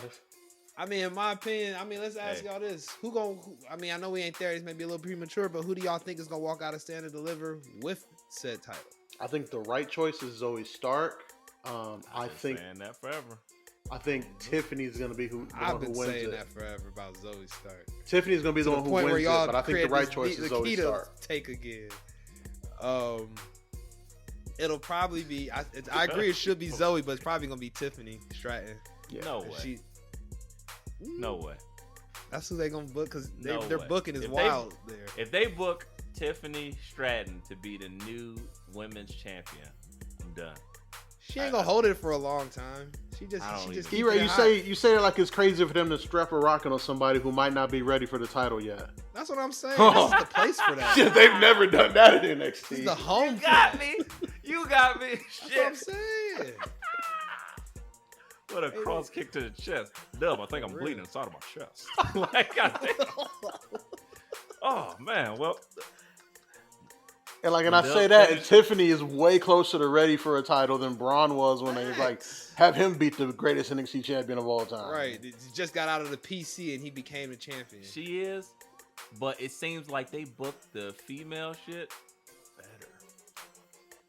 Sadly, the female belt. Not all their shit, because, all the rest of that shit's a mess. But the belt, think about the last champions. I will agree with that. Yeah. Because they don't really have an agenda with the females. It's just like, oh, you dope. You actually can go. Belt. Men, they like, oh, he's big and muscly. let's hopefully we can You push see him. Vince. You can see And Bron Vince's just- thought process and bleeding Yeah. through the men's. He 2.0'd booking. it because they had Tommaso Ciampa, who was the guy. They had Toothless Timmy who could have been there. Riddle who could have been there. They had a bunch of people that they called up way too early, or not necessarily way too early, but they could have held the belt instead of being called up. Yeah. But they had a nice amount of talent versus the women. They have some talent there, but when you call up EO, and because that was a belt holder, you got to remember EO had the belt. Then you had our girl Lamanda had the belt, and then before that, they It was had Rhea. right. They had It was Shayna legitimate. before It's that. just Charlotte. It's always Charlotte. been. Yeah. Charlotte It's always held the been a belt for a well booked minute. title. Like to your it's point. been very well done. Yeah, So, the only person even they if- rocketed to the belt is Roxanne, honestly, and that was probably Yeah, due had because no they were getting choice. ready to fire Mandy.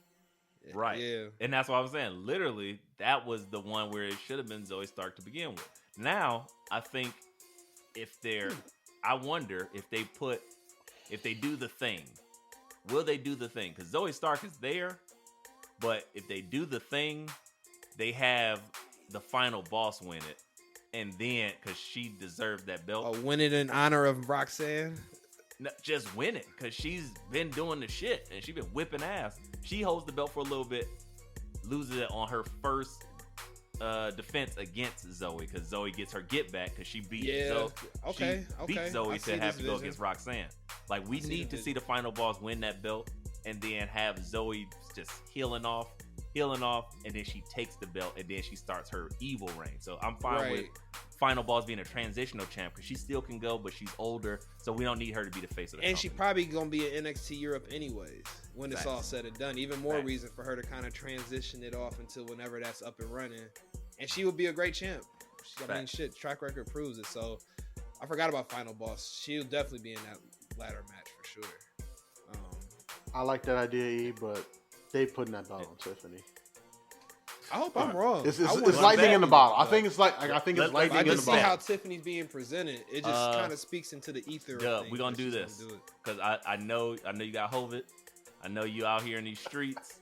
I know you letting lots of Nikitas and Tiffany's cough in your mouth. That's a wild statement, but we're going to allow you to do a bet. Me and you. Okay. Mano y mano. Okay. If Tiffany wins that belt before Zoe Stark or the Final Boss, I will take what's something a dub shot. 5 shots in an hour of whatever alcohol of your choosing on the air while recording. Facts. Book it. That's what I'm talking about. We get back to the chat. I'm here for that. I like shit. this. Let's I like go. this. I like this. That. But if Zoe Stark wins that belt, Dub has to say, E-Ray was right on air every time before taking his shot. Every time. Ooh. 5 times. I like this bet. I'm in. And then if Final Boss wins, we both got to take the shots. All the fellas. Throwing BA in it too. I'm good with that. I like this. I like this. I like this. I'm here for that. Let's do it. That's hype. Okay. Well, we got that out the way. Guys, anything else that we need to get to before we get to our special event? Tony Khan has a special announcement. No, I'm kidding. Oh, he does. I'm kidding. No. He did? Tony Khan may not have a special announcement, but your boys at Let Me Book do. Guys, it is the season to get the Manscaped products. You gotta be with me here. I can't tell you how much how should I put this? How much traction I've gotten from just being a very well-groomed man. And it's not on my own accord. Believe me, when I go through the mean streets of Texas with everybody walking around like Yosemite Sam with their guns out and all unleashed, I'm terrified. I am a nice Midwestern boy that don't believe in all the shenanigans. So I try to keep to myself, but I'm constantly stopped like, oh my gosh, I love the way you smell, and look at that beautiful beard. And I say, you know what, girl? Thanks to Manscaped. They have such a great hedger trimmer that combo that has the guard built in where you can switch it up to, I believe, 10 different levels where it will adjust from 0 to 10. And I get the nice close shave. It is water resistant, so I can use this even when I am in the shower or fresh out the shower, though it's still wet. And then with the kit that they provide you, it comes with a comb.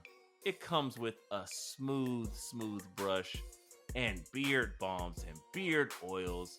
Come on, if you can't take care of yourself, then who's gonna do it? Your mama ain't here no more. You got to do it for you. Mama's like, hey, come on, baby, let me go ahead and brush your beard. Get your ass up and do it yourself. You a man now. And that's why you use Manscaped. I know I do.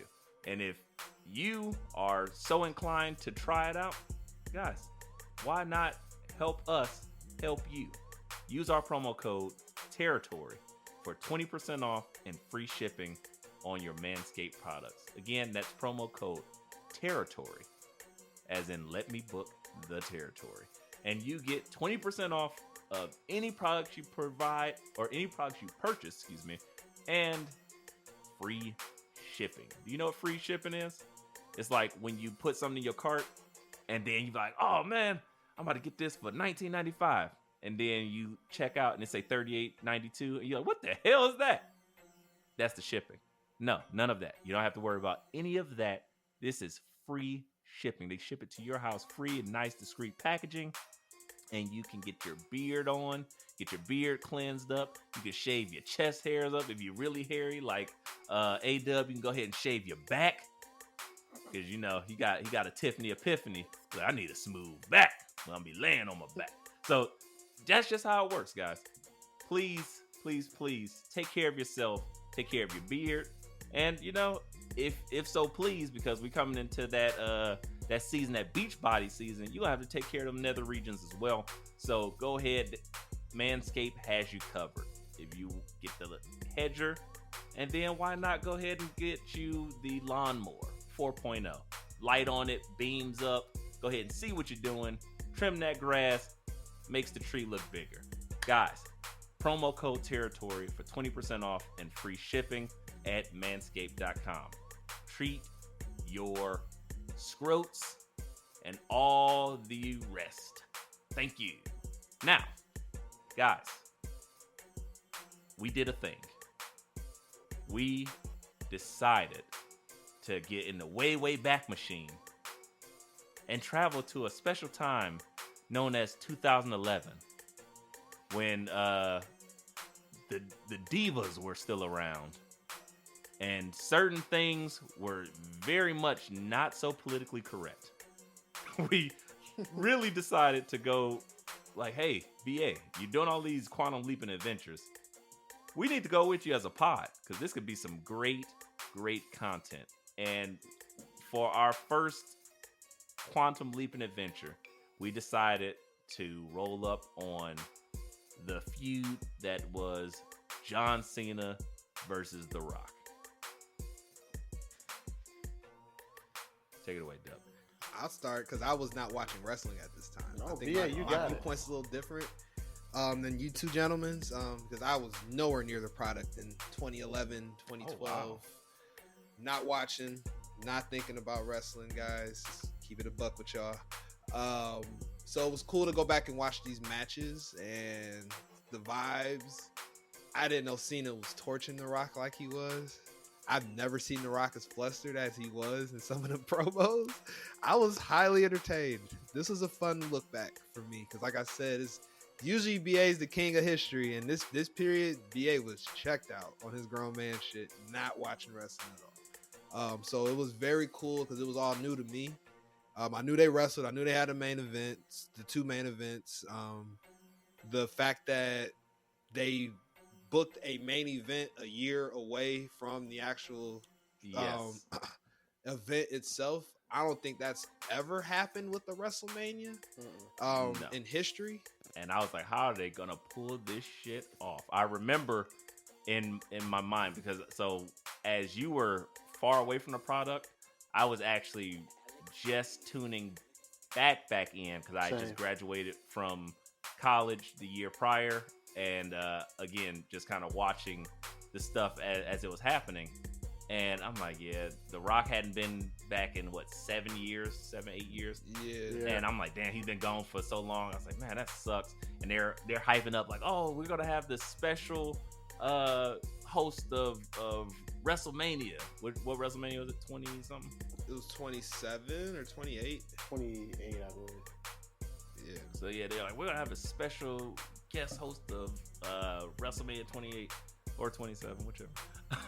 And I was like, oh man, who's it gonna be? And I remember where I was at this moment because I was sitting in my house. Twitter was real. I was again, freshly graduated college student, grinding, looking for jobs and going partying. So I'm like, oh, this was about to hit before I like do some bullshit. And I was like, okay, let me go check out this while I'm on Twitter. And they swerved us when they was like, oh, she is here. And I was like, oh, they just had some random lady's legs. And they did the leg walk up. And I'm like, oh shit. Because everybody was saying, oh, it's going to be The Rock. Everybody was hype about it. They knew it was going to be The Rock. And they did that swerve. It was some random white lady's legs. I thought it was Stephanie. I'm like, okay, that's weird. And then the next thing you know, all the lights go out. You see the electricity. You're like, the hell is this? The shocker? Like, I don't know what's going on. Shock master? Shock master. Shock. Right. And then, if you smell, I was like, I went fucking berserk. And then I just watched it again today. Same feeling.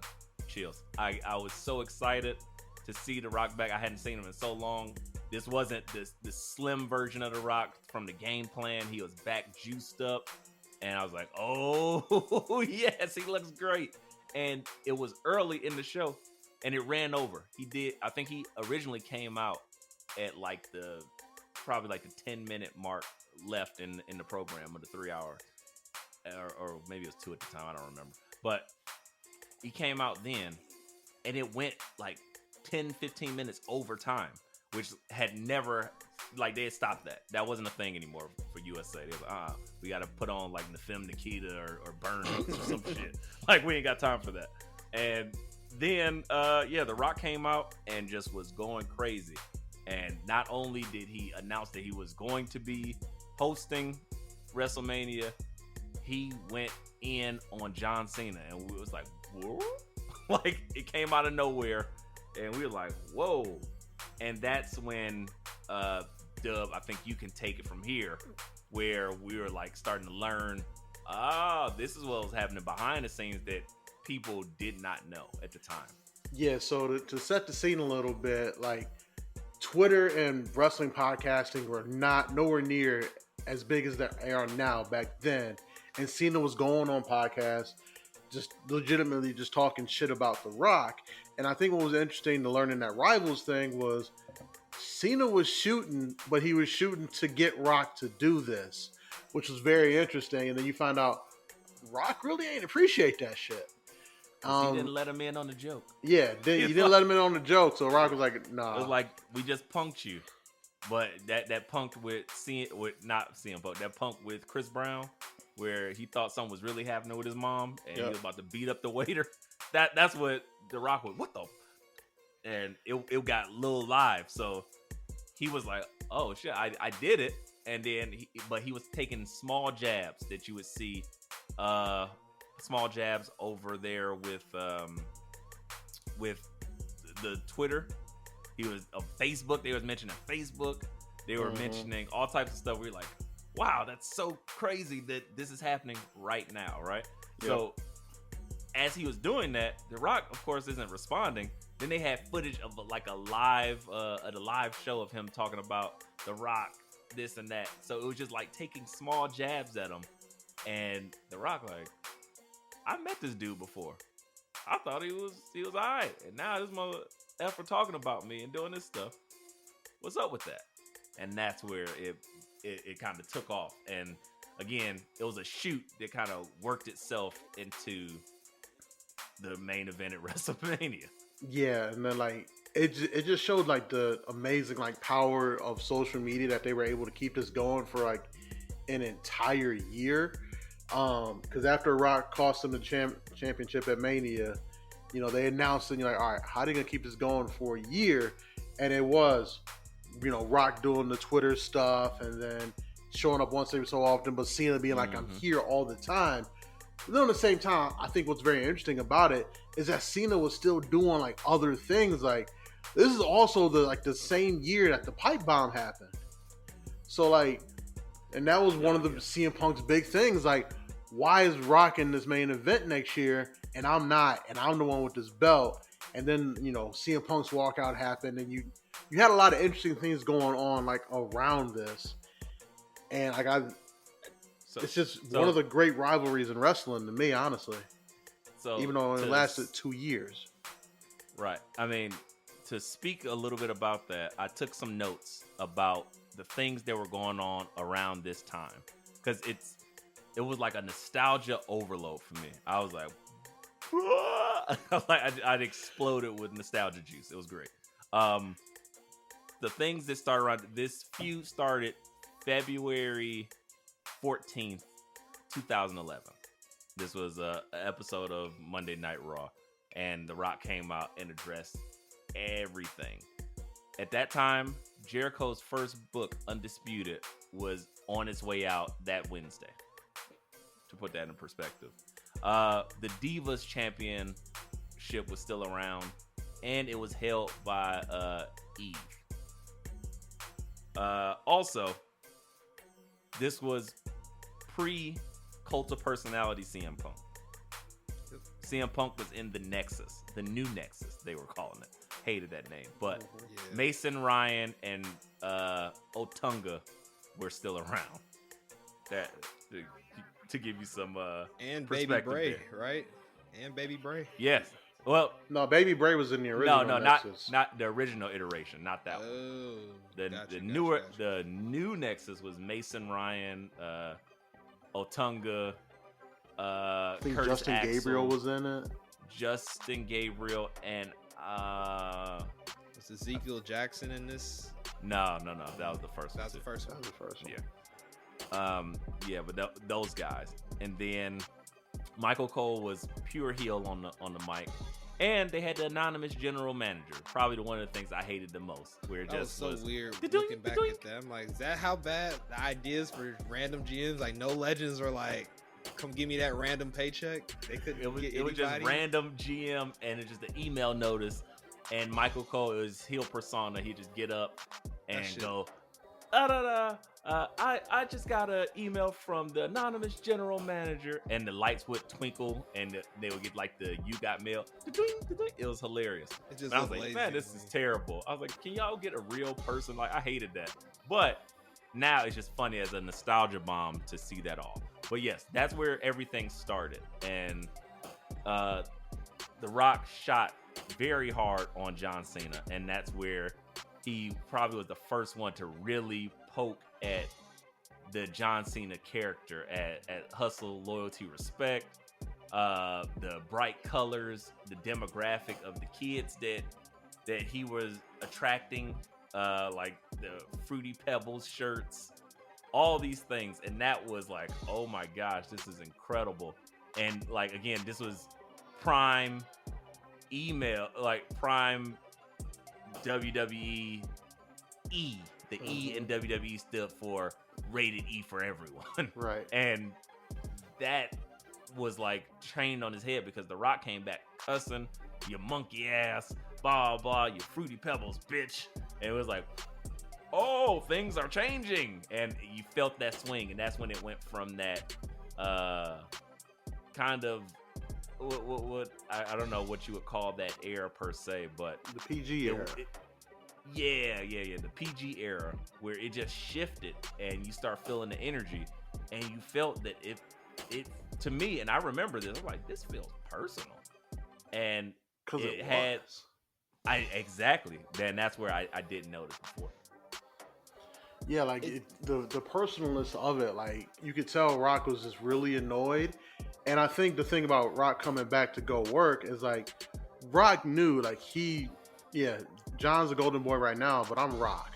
If I say I'm coming back to do this work, but I'm going over, I'm going over. So, and John's just gonna have to deal with it. And if I didn't mention before, another thing to kind of set the tone of that era, The Miz was champion. Ugh. Hey, I liked it. Miz was champion. Ray was had a Ray, title run Alex at that Riley. point. Christian had 2 title runs at that point. They were only like weeks at a time, but hey, Yes. it happened. Christian was on Hot potato WWE in that TV. Edge was holding the big gold Yep. all around this time. So yes, there was Alberto Del Rio was still in the company. Alberto Del around Rio, this didn't time. he win like the greatest, like the biggest Royal Rumble? Yeah, and he won that big gold eventually from Edge. Yep. But again, regardless, this promo off that ended up going a whole year, they did so well because they intertwined where they're like, oh shit, is John Cena and The Rock gonna actually get into it? The Rock comes out and says, finally The Rock is home. And we're like, oh, hit all the feels. It was so machismo, hit all the shtick.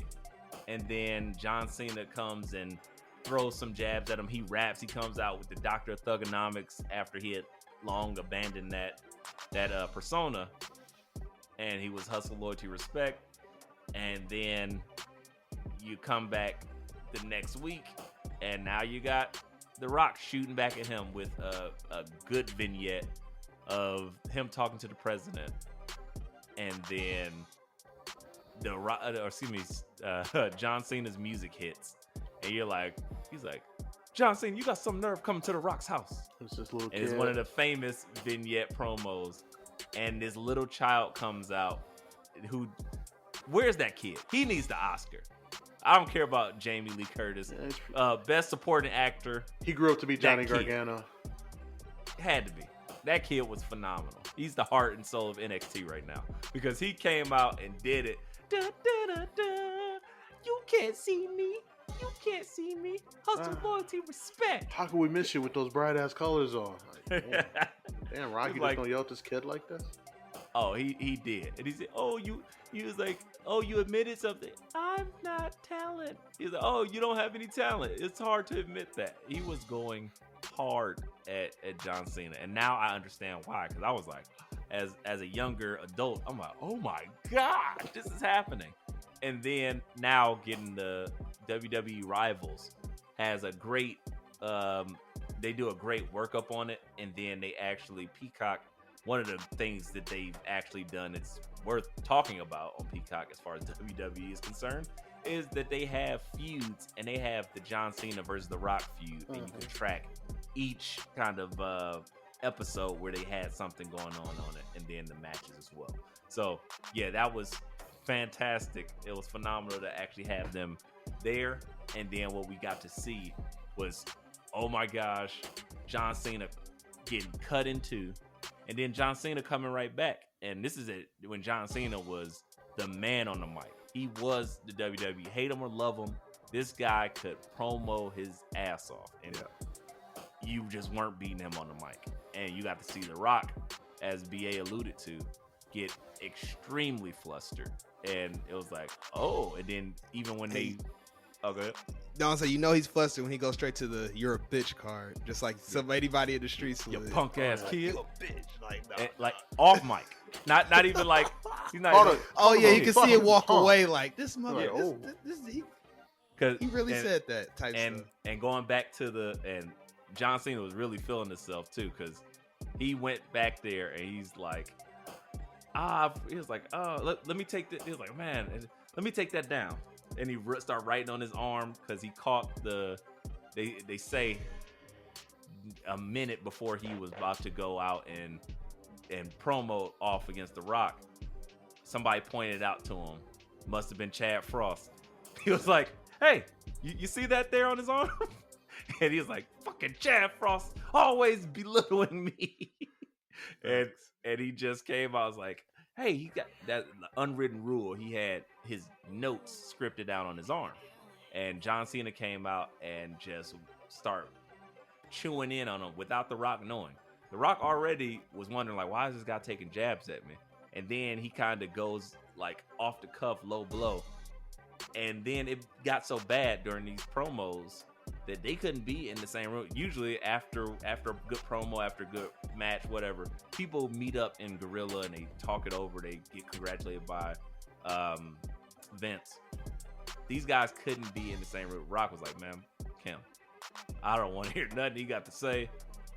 And John Cena was like, oh, fuck, whatever. And even when he finished cutting the promo off on the notes, you see, there's two things you see. Number one, you see The Rock's face doing like, motherfucker, he got me. And for a second, he was taken aback. But these are like two of the best off the cuff mic talkers.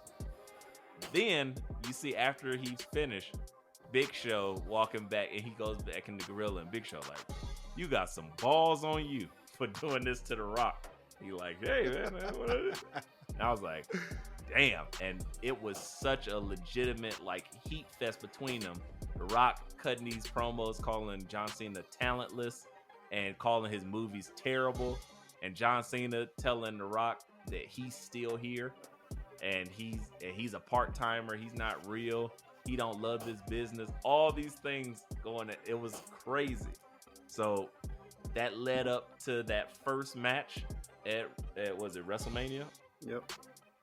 And I was like, they even had some other stuff going on, but that first match at WrestleMania, The Rock got the best of him. The Rock beat him. John Cena then finally went and talked to The Rock, like, oh yeah, by the way, I was doing it this way, and he admitted that he probably went wrong. What do y'all think about that? Let me stop there and put a pin in it.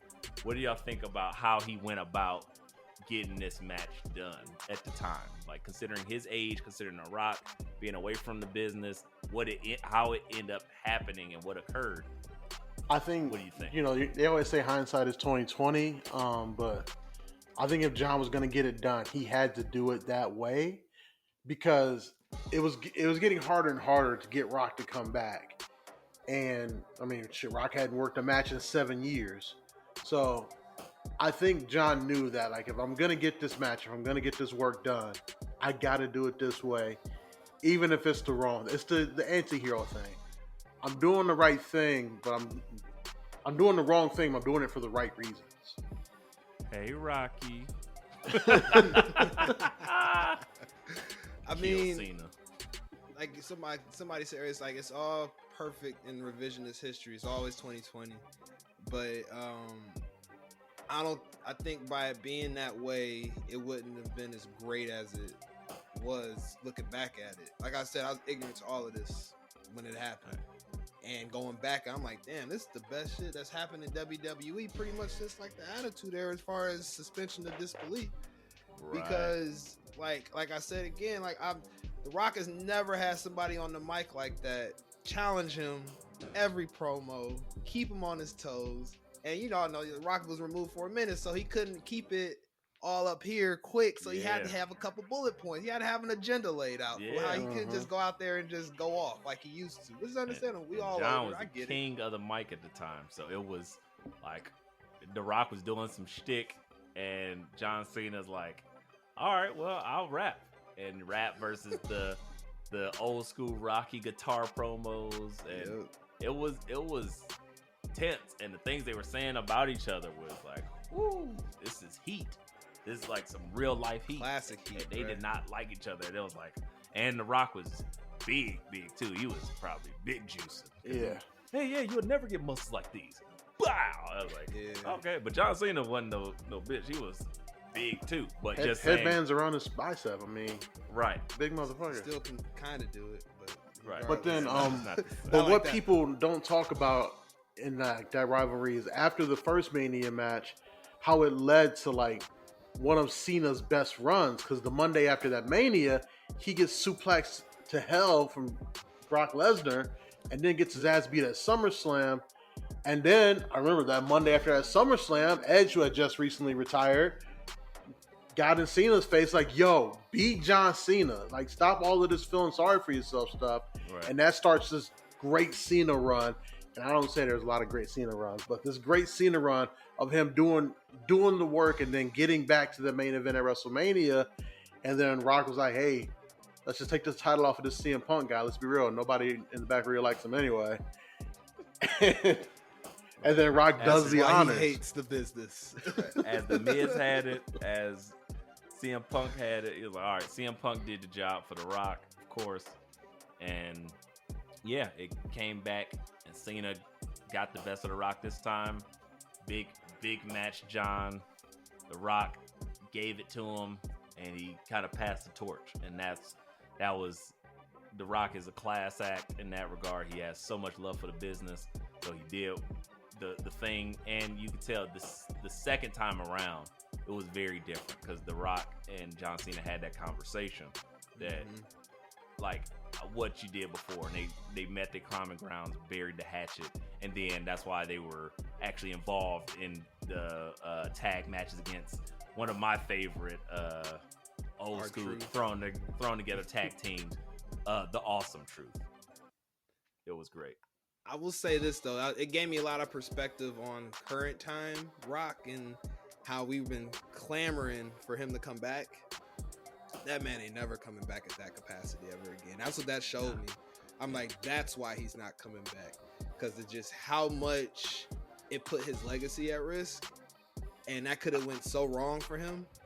Well, that, but also he's not in ring shape. Like every time he's come back now, he's torn something off the something. And he's biggest as he's big as he's ever been right now. Yeah. He's like fucking juggernaut. He's like that dude ain't Brock getting no Lesnar. wrestling tights. It ain't gonna look the same. I mean, he could. He will. He could, but the problem is, it's just his muscles. Your muscles are made for different things. Shout out to all the muscles. buff Asian people in Physical 100. I love that show. Shout out to Netflix. Freaks of nature. Those people you watch, Physical 100 is essentially 100 physiques, people of different backgrounds, from just regular training to ice climbing to Olympic teams, bob, luge, etc.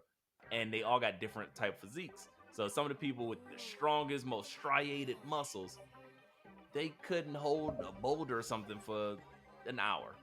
But the people who had to go muscle, that's just because that's what they're used to doing. The ice climber, they're used to climbing. So much like now, The Rock ain't got those calloused muscles that is used to firing, hitting the ropes, and hitting the mat, taking bumps.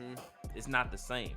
He now has the show muscle, but he ain't got the go muscle to be doing all the crazy bumps. And like, I think last time Brock Lesnar just like F5'd him out of something, and he tore his whole like everything.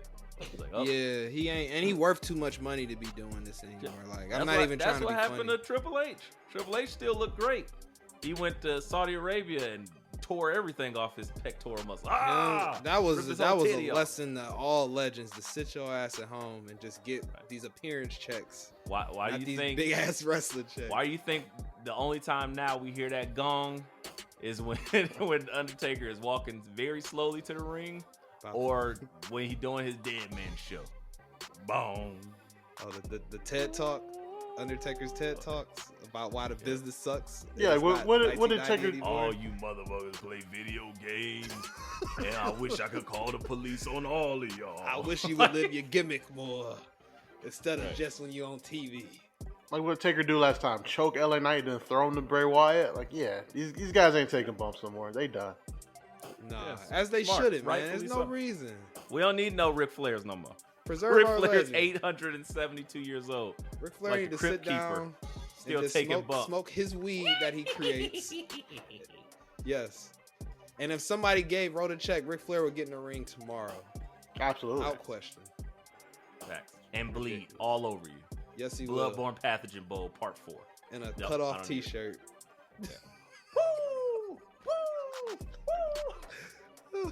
Pass out. Woo! Give me a beer. That man literally blacked out during that fiasco. 3 cocktails. His words, not mine. Yeah. So, all bad. Yes. So that said, I cannot see The Rock coming back outside of just talking his shit ever again. And he shouldn't after that. That told me, like, I need to stop chanting for this man to come back. He has nothing to prove. He is a billionaire, cajillionaire. He has nothing. You don't need to do this. Like, I wouldn't do it if I was him. And Roman don't need him, as we're seeing. Yeah, because Roman's head of the greatest faction of all time. You're right. Your words, not mine. It's good, watchable television, but we'll save that for another show. Or go back and listen to our episode where me and A-Dub almost killed each other verbally over this spat. E-Ray was not there, so we need to have E-Ray in there to moderate us so we don't special go guest crazy referee on each other. Yeah, facts. Yeah. I'm always down for that. Special guest referee, E-Ray. Well, Shawn Michaels outfit that he would wear. Well, I have to ask before we close this off.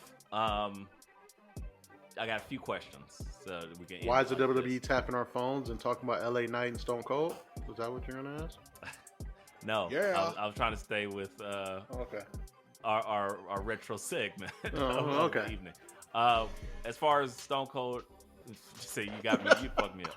Great job, Dub. I hate you so much. I know. This pod is off the rails already, but that's okay. The Rock and Stone Cold, 1 or 2, which one was better for you? The one where he was in on the shits, or the one where he wasn't? First off, you said Rock Stone Cold. You mean Rock Cena? Yes, I was like, It's off the rails, man. You already definitely ruined me. WrestleMania 15. If you're telling You about ruined Rock me, Stone right? The Cold, greatest package of all time. That Uh, package is still great. I watched that, and I will just go run through. Oh, that's that wall. WrestleMania 17 pack. Yeah, that's a 17. That No. X7 pack. It's 17. No, it's not. 18. 17 was No, the one when he fought Hulk it's Hogan. 15. It's 16 because they had a rematch at 17. No. And then WrestleMania 18 is 16 was Rock that Hogan. terrible fatal 4-way. 18 is Rock E-Ray's Hogan. right. It's WrestleMania 17. Yeah. 18 is Rock Hogan. 16 was actually WrestleMania 2000. It was not branded Yep. as WrestleMania 16. Yep. Fatal 4-way Thank was you. the Thank McMahons in you. each corner, and McFoley, Big Show, Triple H, and Chris Jericho. If I remember. Ooh. That was your main event. at WrestleMania X7. That's the only reason I remember it, because it's X7, and it's I was like, X7? That doesn't make sense. That doesn't make sense. My Way by Limp Bizkit. Yep. Great. Classic But shit. to answer the question you were trying to ask, E-Ray, Rock Cena 1 or Rock Cena 2? See him sidestep that non-dub. Give me you Rock don't wanna Cena hear he was 1. wrong, I don't know what that's you guys all. are It's talking cool, about. dog. Dub is always right. Can't be wrong. Dub is Right. always right. No, It's it's fine. not. Give me Rock Cena 1 Can't be because like bothered by these trivial men. yeah. Dub's right. Rock Cena 1 because like you could feel the tension, and like even before I watched that, I was like, yo, I'm like, I don't think these motherfuckers like each other. I remembered it, and I was like, oh, this is cutting stuff. So then finding out like they weren't planning this, and like what I felt was what they actually were putting out, bleeding through. And I didn't understand because I was like, I was a big John Cena hater at the time because he was always winning. I was sick of Cena winning. I did like CM Punk at the time. This again pre-Cult of Personality CM Punk, like pre-Pipe Bomb, but it's right there. So I was like, oh shit, it's right there. And all the things, I was like, man, it was so much talent in WWE at that time, minus the women's division. That was cringe. And shout out to the women who were holding it up at the time, but the business just wasn't what it is now. It was in the transition from the bra and panties era to actual women's wrestling. Yeah, It was like a kind of, weird and it was transition like, in the middle. ugh, and it was rough. So, and Natalya was heavily featured. So I was like, damn, that was 12 years ago, and she was featured back then, and Michael Cole was just burying her for no reason. Like she was voted to be somebody's Valentine. He was on heel. I was gonna say, I thought he treated Top Dollar like shit.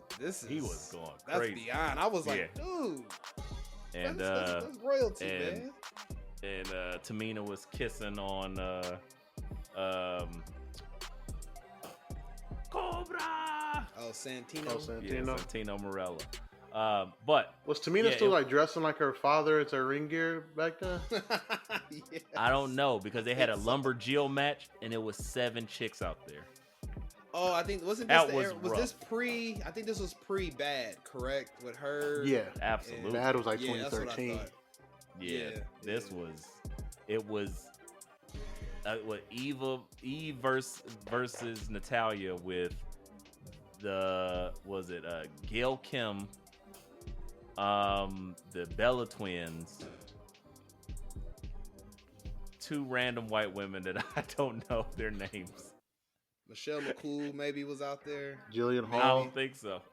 Who? Jillian Hall. No, she Ring was, announcer. No, that's Lillian Garcia. Oh damn. you're right. I'm the same way with the get out my brain. We just linked up in our wrongness, Bluetooth. Yeah.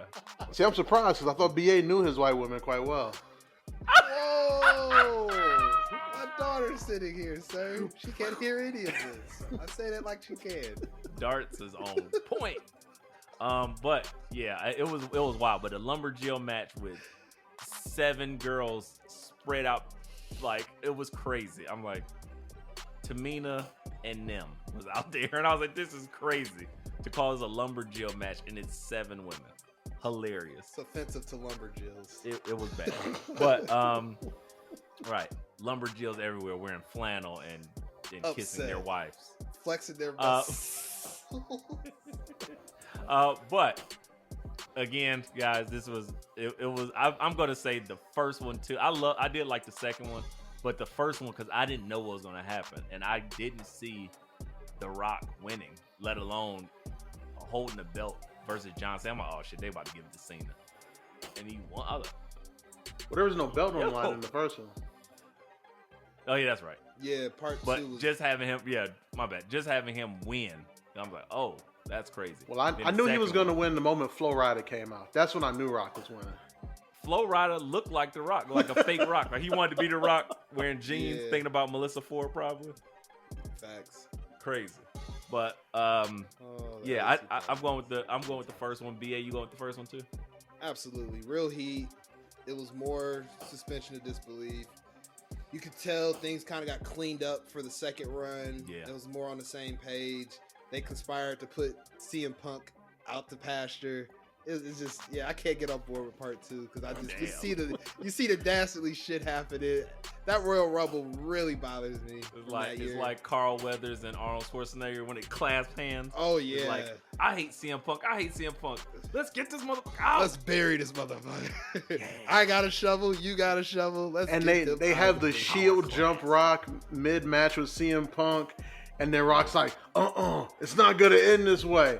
And then restarts the match by after getting jumped by 3 of the next top 3 guys. That's what and I'm still saying. beat CM Punk, one I of the could greatest not get on champions board of with all that. time. You're like, Smart Mark. they getting this Smart Mark nigga the in me fuck was up out of very here. Upset.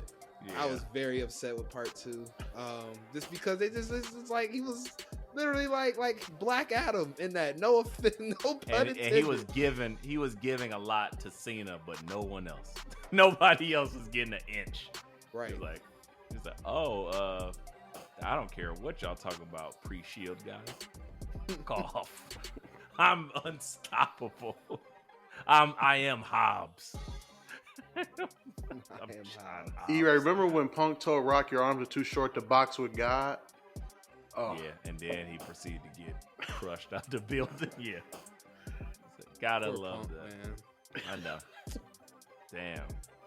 Well, anywho, that's probably all I have for now. I was like, guys, let us know if you want more Retromania, because we have some more things to look at, some new feuds or some old things. I actually really enjoyed it. I don't know about you guys, because not only did I watch the Rivals, but then I watched the feuds leading up to it, and just all the stuff that were happening around wrestling just warped me back into that time. So it's a great time going into the Quantum Leap machine with your BA.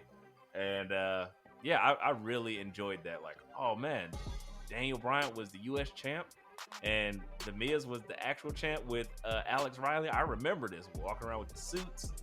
Like, it was such a blast from the past. Oh, I hadn't heard Randy Orton's music in so long. Randy Orton was prominent versus CM Punk, and this was when Randy Orton was punting people in the brain.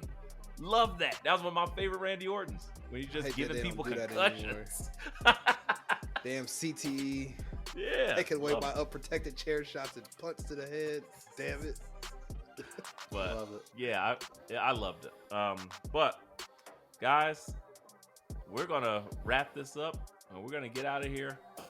We had an extra special episode this week. Maybe one episode a month. We'll give y'all some full-on nostalgia wars. We'll see, or maybe we'll do something for Patreon or something. I don't know, but we'll see. All to be figured out. Yeah, the other people. Watch your mouth, BA. A child is present. Still but- gotta pay. No. Either way, you got to pay. BA, let the people know where they can find you. Oh, I'm gonna have to keep this a little clean. I have a special guest next to me that's half asleep. One of my daughters joined me, but you can catch BA absolutely nowhere but running. Our illustrious Twitter, our handle at Let Me Book Pod. A little more active lately than I've been. I was in there looking around. That's why we got some extra information about what these Twitter streets are talking about as far as our amazing takes versus the lackluster ones I'm seeing out here. So have been out here more. Outside of that, just enjoying the vibes, kicking back, healing off, pissing off my pod mates as I always do. So yeah, you know how it be. Oh show. That's what BA Oh do. show. BA do. That what BA do. That is a t-shirt. Dub. All right, guys. You know where you can find me with adrenaline in my soul at ADUB1220 on Twitter and IG. Embrace the Turn Up Pod. New episodes every Tuesday. If you find, just the Let Me Book Pod just lusting over white women, it's definitely BA posting at that point. Not me at all. Not at all. Not these days. Maybe about 15 years ago. The road to white-omania. Not this BA. No, sir. If you see, if you see a bunch of interaction between, the pod and the IWC's baddest chicks, it's definitely BA. No. Setting up meet and greets for SummerSlam. That's too much, BA. What? What was that? E2BA. Is that pig Latin? The fuck? Oh man, yeah. E-Ray, tell them where to find Don't you. Let's listen get out to of these here. jokers, guys. Don't listen to them, listeners. Guys, whenever BA's done denying all his allegations and all his The Allegation Hall of Fame, headlined by BA. It's about to be Dub and E-Ray running this Twitter handle. My wife listening to this. Y'all wild. Y'all some wild boys. Whenever I'm not getting BA in trouble with his blissful matrimony, I am on the Instagrams. You can find me at E_RAY, the bad guy, for that reason. Literally, I just changed my handle just so I can be like, hey, BA, you want to be married? Haha, think again. Ruined. Right. I love my wife. Right, I love my wife. Invading my marriage like Freddy Krueger and some poor teenager's dream on Elm Street.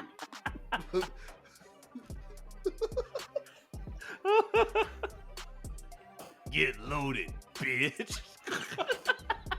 That was what y'all got. Man, also with Twitter, you can find me at E_RAY, the hipster, typically chiming in on the Let Me Book the Territory pods chat and discussions and kind of driving some other information that way. Or, just reviewing sensitive materials. Just relaxing on the Twitters. Doing nothing illegal or anything like that. But just really enjoying it, Just things are there for free. But other than that, guys, as Dub loves to say, please take your Imodium AD because the stomach is a bubbling. BA lets the NWO spray unless it's green and white because he don't play. And guys, let the madness wash over you like E-Ray say. We are out of here. Peace. Peace.